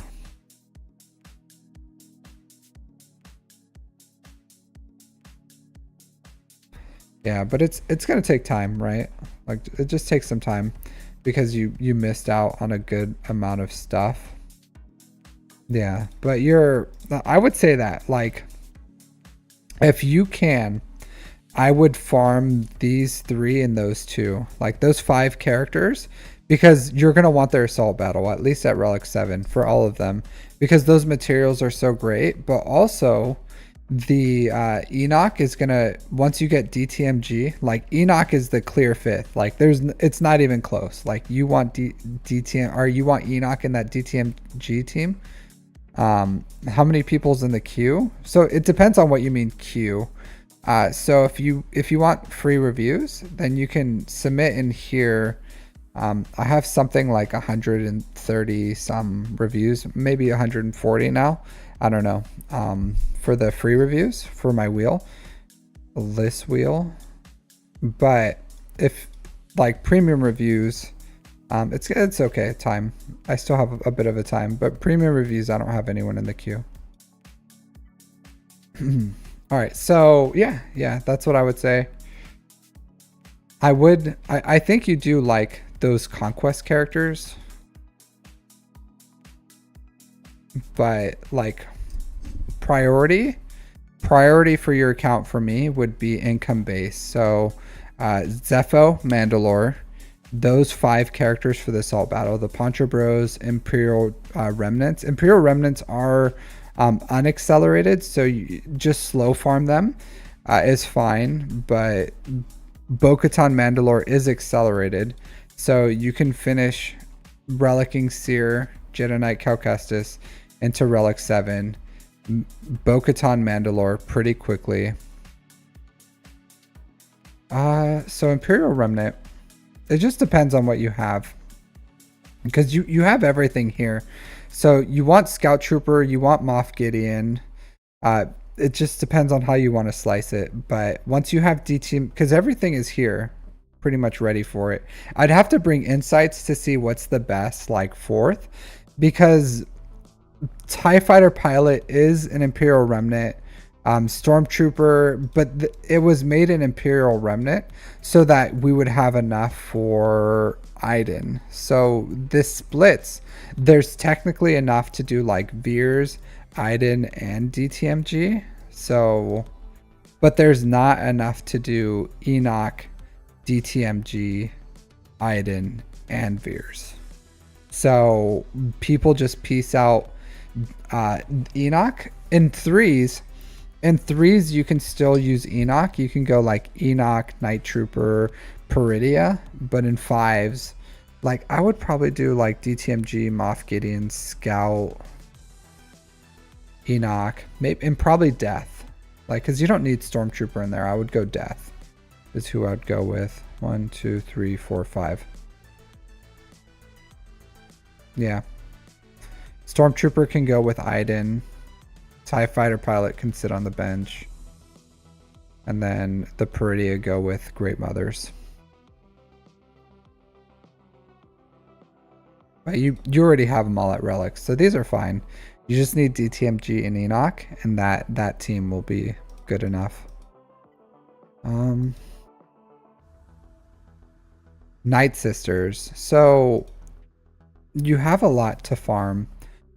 Even before you're thinking about doing Balin Skull, if you finish these Night Trooper Peridia, like once you have them up and running, you could get the Great Mothers, because all you need is the Night Sister Spirit and then the Morgan Elsbeth and the Great Mothers, which are part of the Balin Skull team. They're not accelerated, but they're farmable right now, which GL Ahsoka isn't. But if you finish Night Trooper Peridia and you have Night Sister Spirit, then the Great Mothers, are probably one of the strongest teams. And there's some teams that just like require specific counters. Great Mothers are one of them. You can do it with Sith Empire, and fives you can use. You still have to use Darth Revan lead, but like Darth Revan, Malak, Basilisk Shan, Fallen, Malgus, and probably like a Sith Marauder. These five can beat the Great Mothers, or in threes you can do it with Revan, Malak, and Basilisk Shan, because the death mark on Great Mothers. Yeah, but Great Mothers are like, they're a phenomenal team. They're absolutely phenomenal. They're my next farm. They're my next farm soon. Like, I'm still deciding how much I want to invest into GL Ahsoka before I go for Great Mothers. But I'm not even going for Balin Skull. I don't care too much about Balin Skull. Balin Skull is still good. Like, he's a good character. He requires 2 Omicrons, but Great Mothers is the real prize, I think. I think Great Mothers is better than Balin Skull. Because Balin Skull gets beat crazy easy by Gungans. Yeah, it doesn't matter. This can still beat Jabba. Like, I have mine Relic 3, but like if I was Glurmit, I would not prioritize Marin. Like this Marin will still do the job. Especially if this isn't going for like Jabba. If it's just doing something else, this will do the job. And even at gear 12, this can still beat Jabba. Well, not this one. This one can't. Because it needs to change the modding. Not unless you got really lucky, but like you would need an F10 more tenacity. But gear 12 is still fine.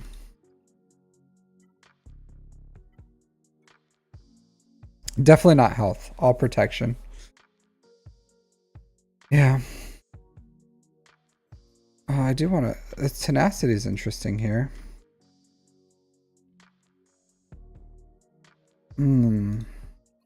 This needs to be crit damage. A little slow. So I would. I don't. You have your SLKR modded really weirdly. I've never seen it modded like this. He doesn't need tenacity, right? He's immune to a lot of debuffs, and the debuffs that do stick don't really matter for him because he's invulnerable in ult anyways. So like he definitely doesn't need potency. Like crit damage triangle is probably the most important mod on an SLKR, just the way that his ramping is, because he's, his offense ramps, but like crit damage, that 42% crit damage, like that offense ramps, it's like cumulative, right? So I would say this needs to change. Like I don't really care about his like I have a defensive set on him.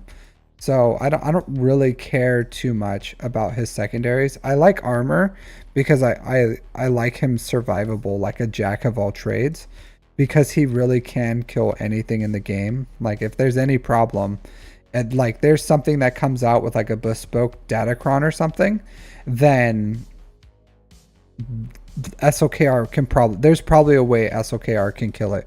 So I do it's modded okay. If you just had a crit damage triangle, then this would be like fine. I would like, these are good mods overall, but I would try to find new homes for them because they're decent tenacity mods with good speed. So yeah, Balin's good. I'm not saying he's bad. I'm just saying I would rather have Great Mothers because I want them for defense. Like I want them on my back wall. So, and I think they're a wonderful team. But this SLKR crit damage triangle needs to change. So exactly how like SLKR and JMK want to be modded exactly the same. So your offense crosses need some work. That may just be like a shortcoming in your account. I think sometimes we all have our shortcomings with our mods. Crit damage mod. Are you talking about SLKR would have a hard time with Enoch? Like, Enoch is not even in this. It does. SLKR, I would venture, could be naked, modded, literally with no mods, and I think they could still beat Enoch. Potency will benefit. It doesn't matter. Like, he's naturally potent, right? So he has 139% potency raw. So he's fine. Like I get that it does buff immunity, right? But he has 139% raw potency. And then how often do you need potency? Like, how often do you have to land that arguably the one time where it's like kind of important is you want to land it against what do you call it? Chrysanthemum. You want to land it on Chrysanthemum, and then you do a poke, and then you can go straight after Bush. But even then, like 140 is fine. He doesn't need a ton. It's only, and that's only in one circumstance. And even if you can't get around Chrysanthemum, if you just can't get it to land, you can still ramp SLKR enough to where you could just like kill Bush straight out with swipes or with ult. So not too important. Yeah, job is fine. So I would change this. So this, he doesn't need a speed arrow. And he doesn't need a speed set. Because you can still hit 500 speed. But you want this health to be at least 185k. So I would change this to a full health set with health primaries.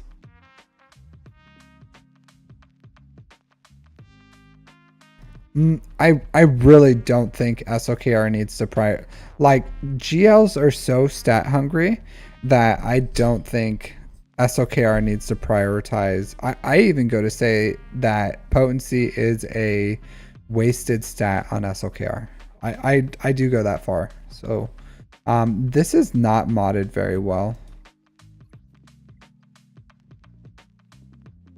So normally you want, like, crit damage is fine if that's what you want to do, but you need like protection. Like I like crit damage here, but if you're gonna go crit damage here, then I would say you need to do protection here and protection here, and then he's a little slow. So I would rather have a speed set, health, defense, whatever is the second set, it doesn't matter, but like crit damage and then all protection primaries, and you can still get them very, very fast with that too. That's what I like, almost like the inverse of JML, kind of like very similar, but with a crit damage triangle.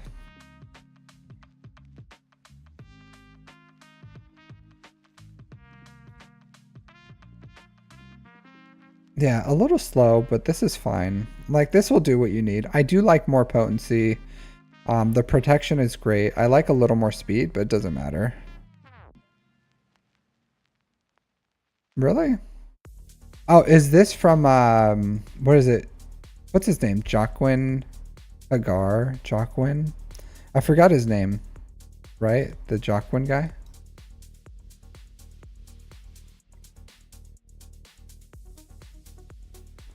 So, I don't know. I'm not a Lord Vader savant, right? So I only know against the Lord Vaders I'm against. I don't know. I'll take your word for it. I'll say this though. My JML, like, I don't use JML against Lord Vader anymore because I use Bo-Katan Mandalore. But when I used JML against Lord Vader, this one I would eat up, because anyone that I could outspeed, then 100% it makes it way easier. But I don't. You're probably using him on offense too. So, but on defense, I do think if you can go, but on defense, where you're in Erodium, but once you climb back up into Kyber, like you're gonna be if you put him on defense, he's just gonna get eaten up by Mando, which isn't horrible because it's messy. Like it's not a super clean battle. So I still think it's worth throwing Lord Vader on defense, because it still like strips banners. So I think it's still good.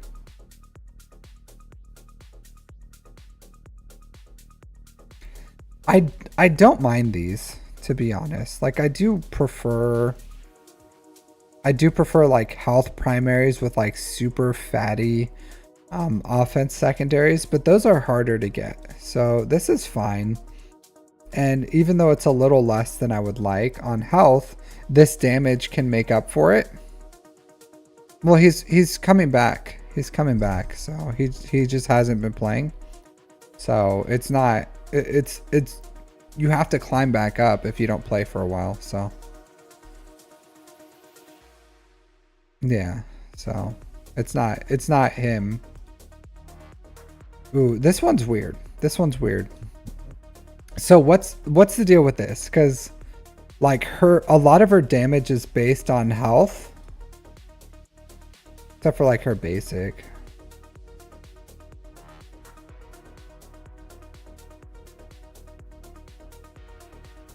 So usually how people have her modded is like health with a speed set, because you want her fast, but you also want her to like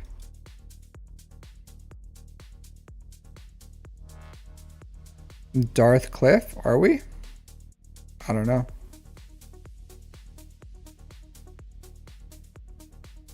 So this is a slower one.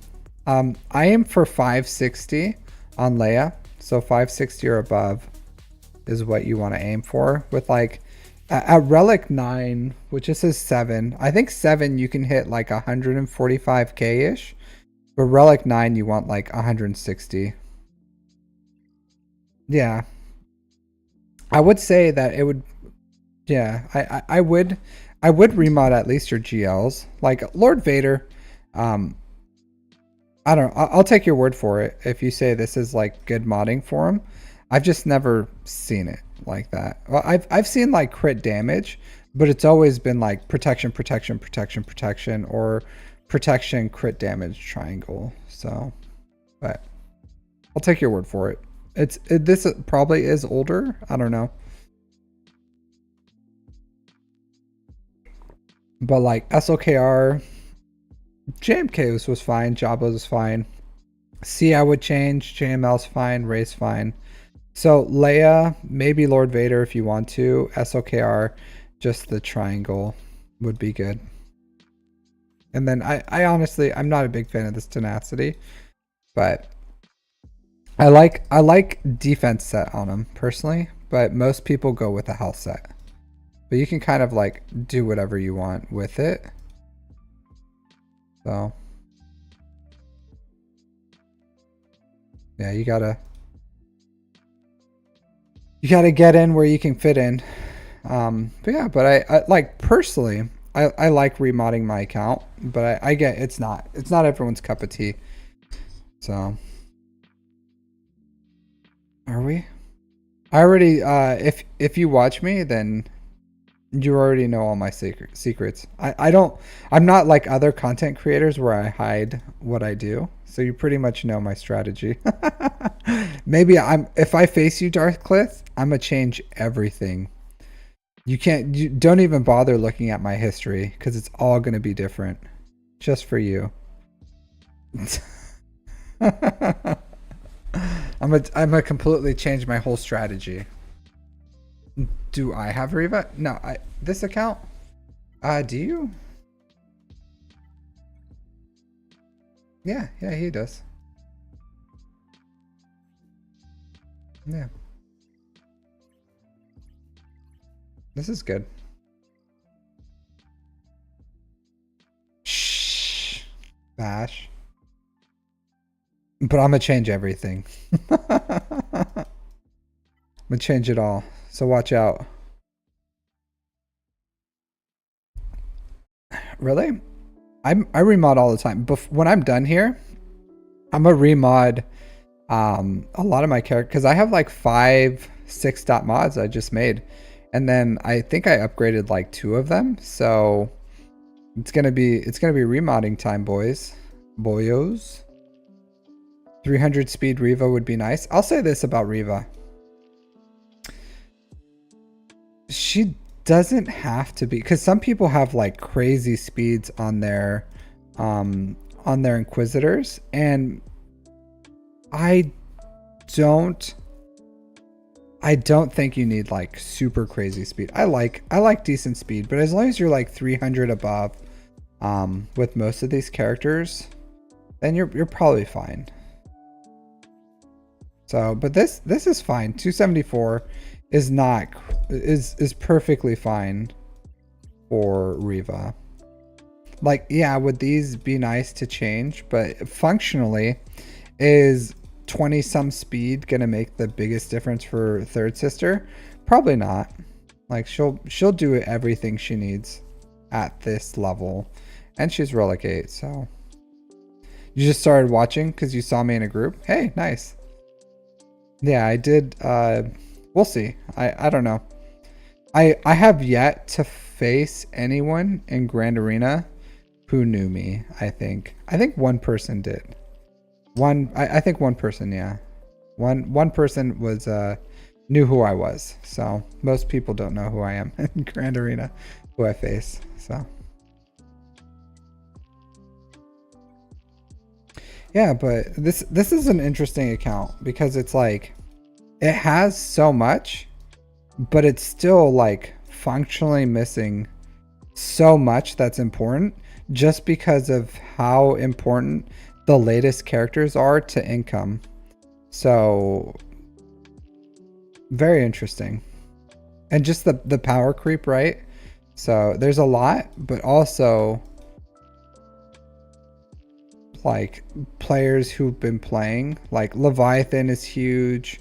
GL Ahsoka is pretty good, but like Great Mothers, the Poncho Bros, Imperial Remnants, you know, Bo-Katan Mandalore, they solved a lot of problems. Luthen too. Luthen's an absolute banger. I think when he gets Luthen, he's gonna be really happy. But it just takes time. You'll get back into it. But that's all I got for you pretty much for your account. And then farm your Datacrons, of course.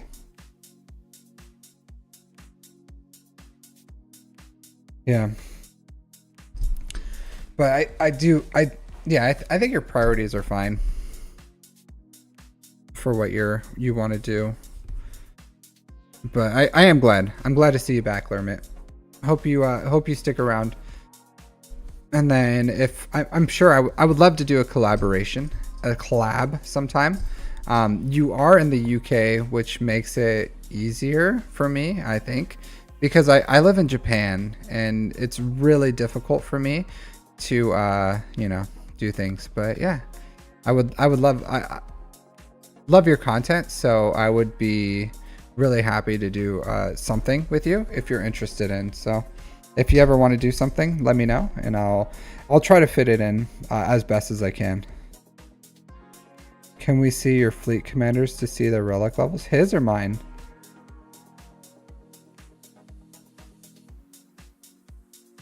Yeah.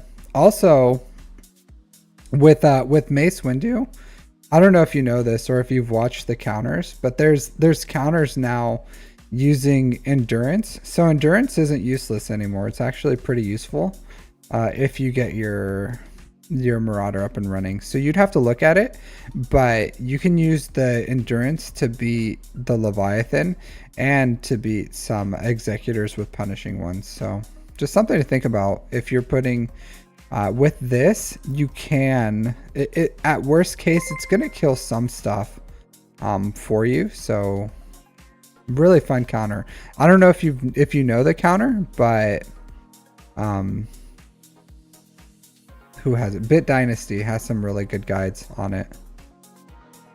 No, does he? I think Arnold did. I think Arnold has a guide on it. I think Bit Dynasty had some trouble making it consistent, so he didn't publish one. Hey, Holy Man for the win. Thanks for following. Yeah, I would look into it though. Pretty useful, especially considering you have Lord Vader, so you have the relic levels necessary to make that counter work.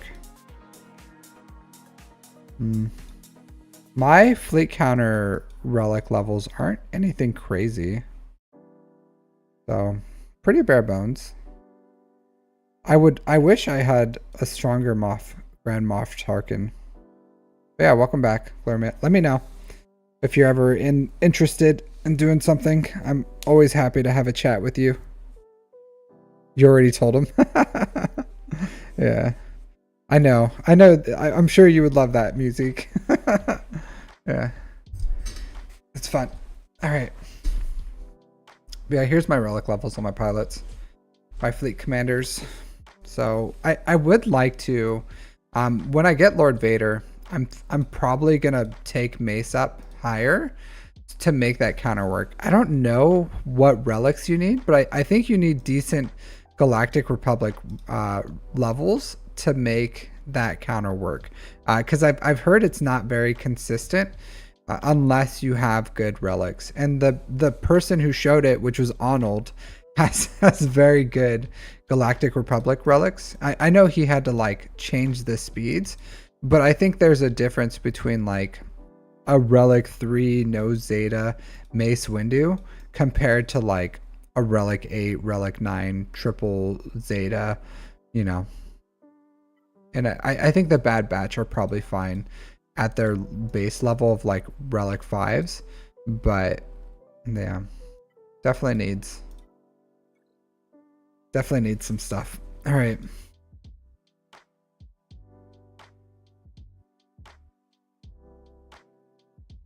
Interesting.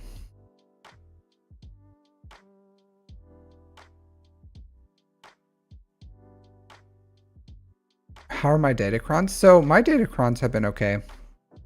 I try to farm minimum 15 on each set so that I have 30.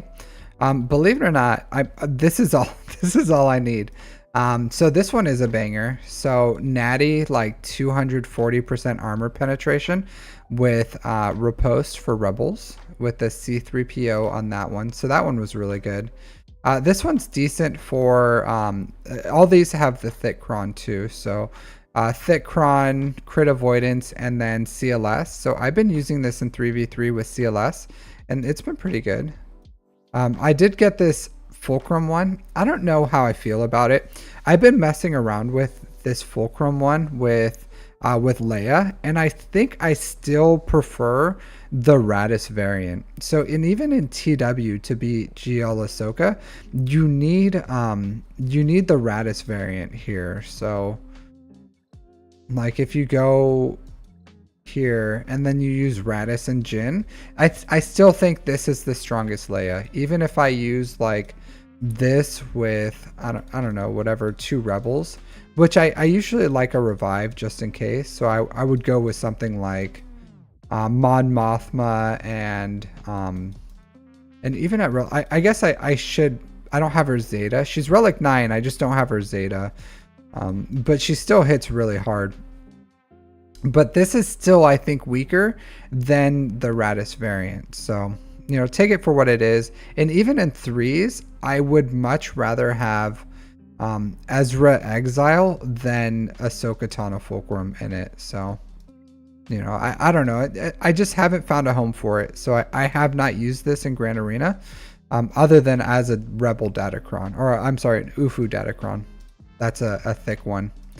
This one, another thick one. So it's no longer weighted. I don't know if you guys know this, but these level 3s for thick crons aren't weighted anymore. So you can get them pretty easily. So I got 2 Imperial Trooper ones with plus turn meter on it. So I'm thinking this one I use for Veers with the 400% attack. And then for the Grit one, I use with Iden on defense. So You know, it is what it is. So I got a few more thick crons. I got a bunch of thick crons actually, and then this one has riposte. So if I have to, I can use this one with like CLS, or I can use this one with Leia, depending on what I'm fighting. This one, another thick cron with Ufu's crit avoidance, which is nice to have. Just a bunch of the thick crons. Was that my last level 6? Yeah, it was. So a few thick cron. 1, 2, 3, 4, 6. I think I have more too. So basics on abilities, these are really good too. Yeah. I will say that I am flexible usually like early in the morning or late at night. So for some people, I make exceptions on like I'll lose sleep to stream with some people. So if you want to, or if you have something you wanted to do, I don't mind staying up like super late or something if the time, or waking up early.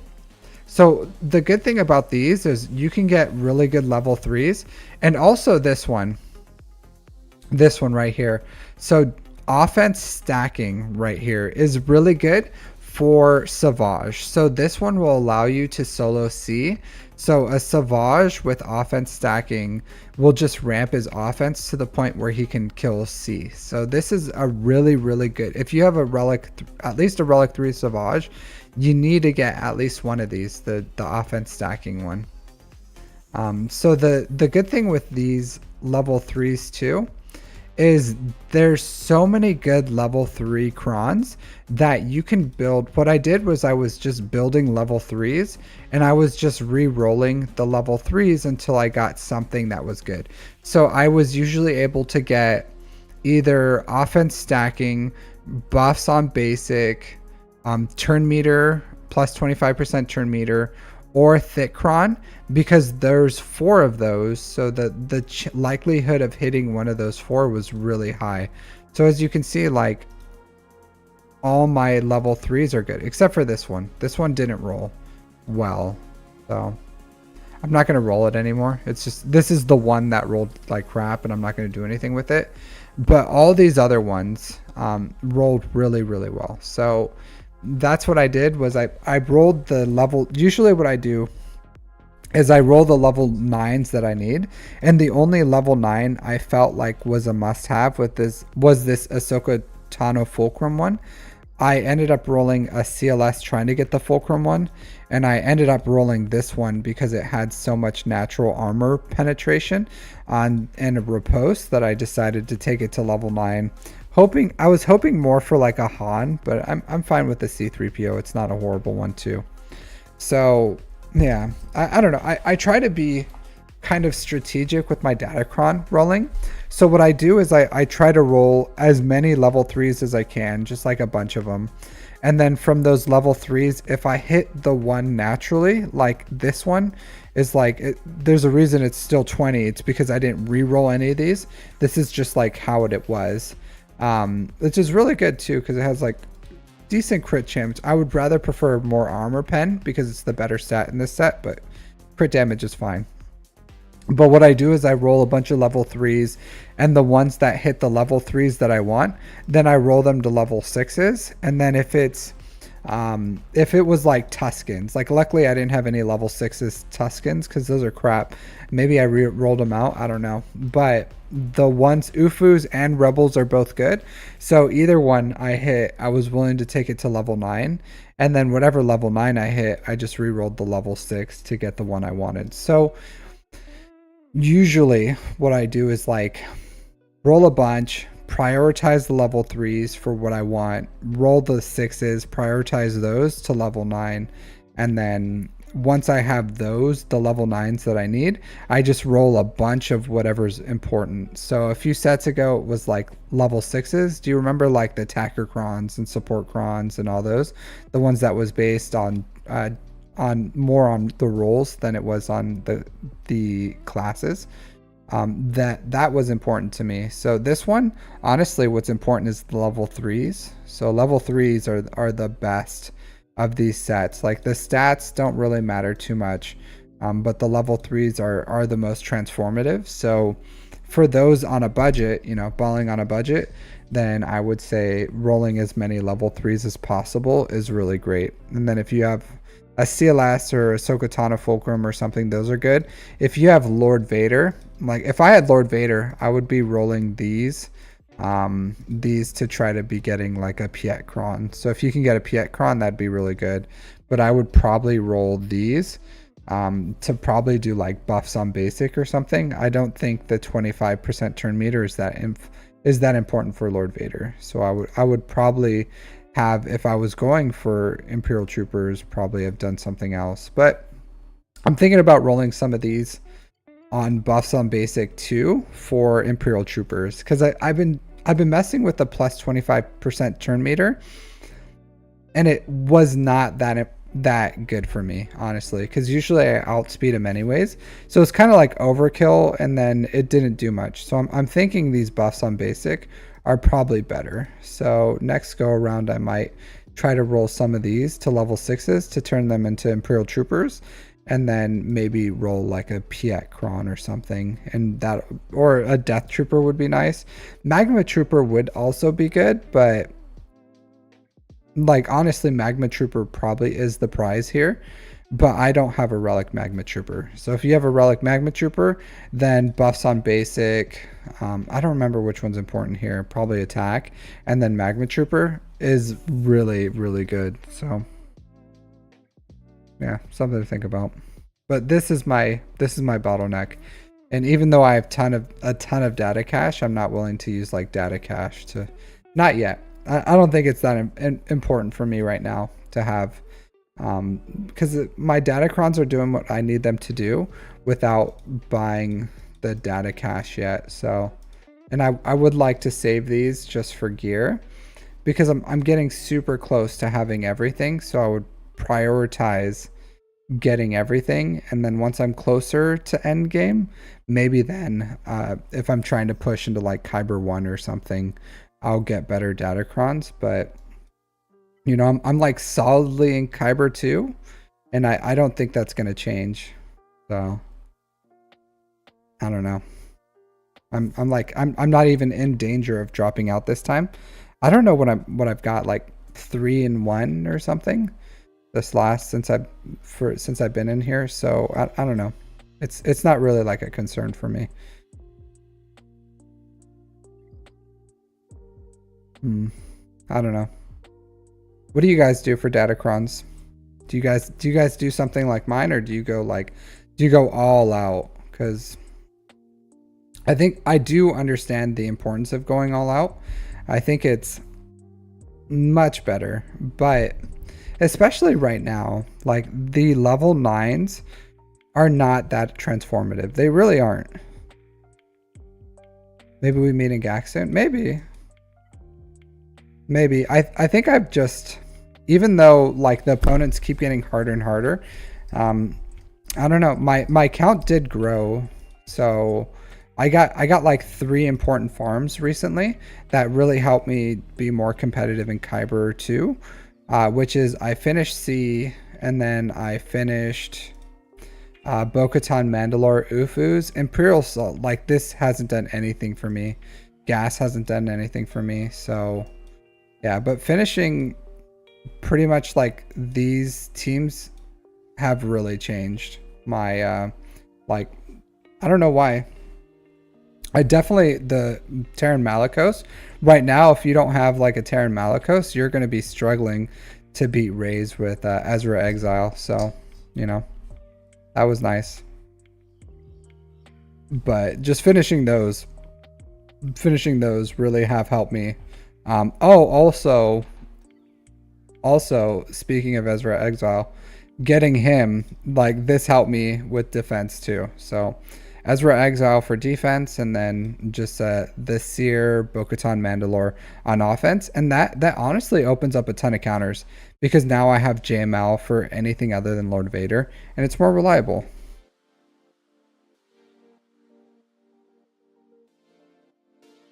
Yeah, so you're pretty much equitable to what I have, Durforce, which we do have to schedule our mod stuff pretty soon.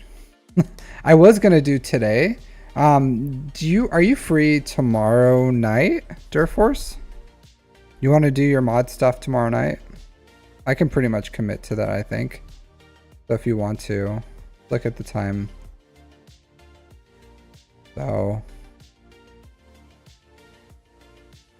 we have, I don't know if you're free, but like pretty much in like 22-ish hours from now, 22, 21 hours maybe from now, Durforce, if you want to, if you're free, like 22 to 21 hours from now, if you're free. I don't know what time zone you're in, but like 22 hours from now. So almost like a whole 24 hours, but starting like 2-ish hours from now. No Levy, no JMK, no Lord Vader. So that sounds like a lot of accounts that have that are just Lightspeed bundles, because five GLs are Lightspeed bundles right now. So Bacillus lead 6 a.m. Yeah, I'll message you in Discord. Okay, cool. Yeah, we can do that. Cool. I'll message you the exact time. But I'm thinking, yeah, like 9 p.m. my time, which would probably be 6 a.m. your time. Yeah, if you're cool with that. Let me know in Discord if that works. I'm pretty sure that's, just Google the time difference, but I'm pretty sure that's the time difference. But yeah, I'd be happy to do that. Do I do roster reviews randomly? So I do have two ways. So I do the wheel, which the wheel is random, I guess, right? Because it's just like a random choice. And then some of them are premium reviews. So for people who donate, then I'll do roster reviews for them. So yeah, sometimes it's random, sometimes it's premium reviews. Yeah, so I was pretty lucky with Lightspeed bundles. I did farm Jabba, JML, SLKR, Leia, JMK, but I got C and Ray. Oh no, JML. I did, JML was some Lightspeed bundles, not a lot. I'm probably gonna farm Lord Vader too. I don't think I'm gonna be able to wait for the Bad Batch, because not having the Marauder is such a big deal. Like really not having this ship is like huge. I would love to open up the counter with like Endurance or Negotiator for Marauder. Also, it would be nice in Zepho too, because I don't know if you guys try this, but if you go into Zepho and you try to do the counter with Negotiator into the without the Marauder, it's about, I don't know, about 50% or something that I win it. So, and every time I win it, it's like I'm like right about to die, like every single time.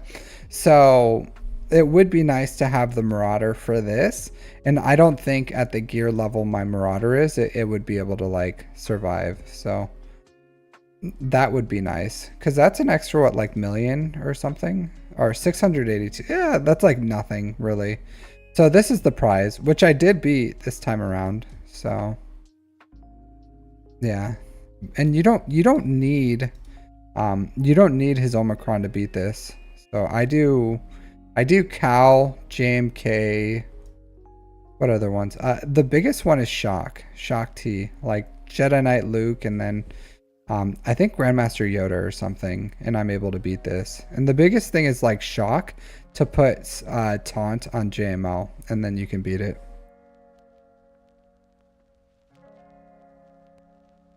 Oh, I'll get it. As long as, so I'm sure your account needs some work here. Where are you at? This guy, Durforce, do you avoid this guy, Dr. Nava? Do you try not to attack him? He's the only guy I try not to attack if I can help it. This fleet is an absolute menace. Like, it's the worst. It literally is like R9 Razor Crest. This thing, I wish I could attack it. Can you bump me out of first, Durforce? Can you do it? Where are you at? No, you can't. You're number 6. Pathetic. So I wish you could take me out of first so I can fight this guy. But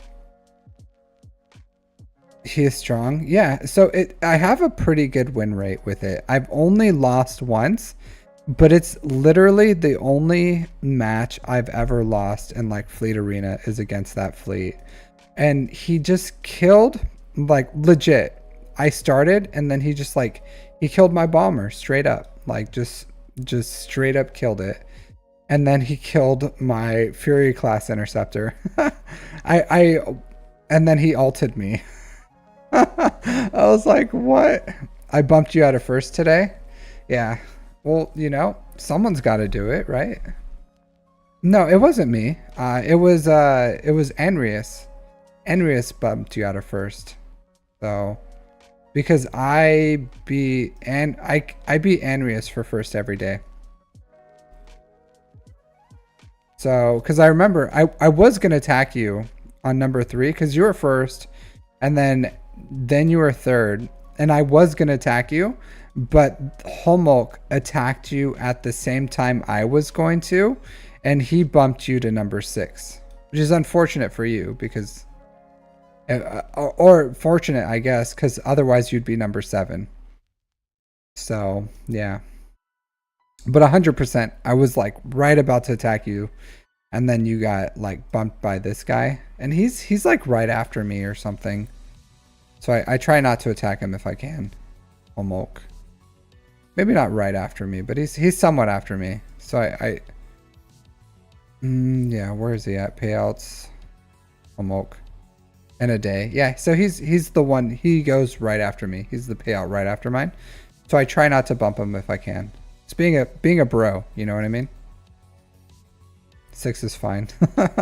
Well, I want to show this guy's fleet. It's so good. It really is. Relic 8. Like, increased relics really does make a difference. Relic 9, Relic 8, Relic 8, or 9, 9, 8, 7. I'm sure he's gonna bump this guy up to like 9 or something. He's like a butthole like that. His account's really small too. Only 9 million. 3 GLs. 2 GL ships? Yeah. Smaller account.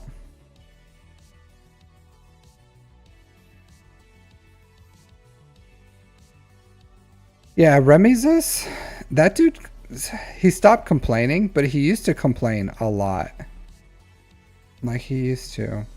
I think I had to, like, a few times I had to tell him, like, bro, that's not what a fleet shard is for. Like, a fleet shard is not so that you can just like complain, because he would complain about like anyone attacking him ever. Like, bro, my payouts in 6 hours. Why are you attacking me? It's like his payouts in like 30 minutes. He has to attack. Like, chill out. But it really did. I had to message him a few times, like shame him in the chat and just be like, bro, like that's not what this chat's for. Like you don't get like a free pass to never be attacked. Like you gotta get attacked sometime. Like, oh man, dank ideals. Okay, well it's 11 o'clock at night, so I gotta go. Because I got to wake up in the morning and write an essay, so I'm going to raid you guys out. He stopped since. Yeah, if you talk to him, he'll stop, but like I just remember him, he used to complain all the time, and it's like, bro, chill out. It's not that serious. You can't like demand people to not attack you ever. Life does not work that way. All right, let's redirect. There's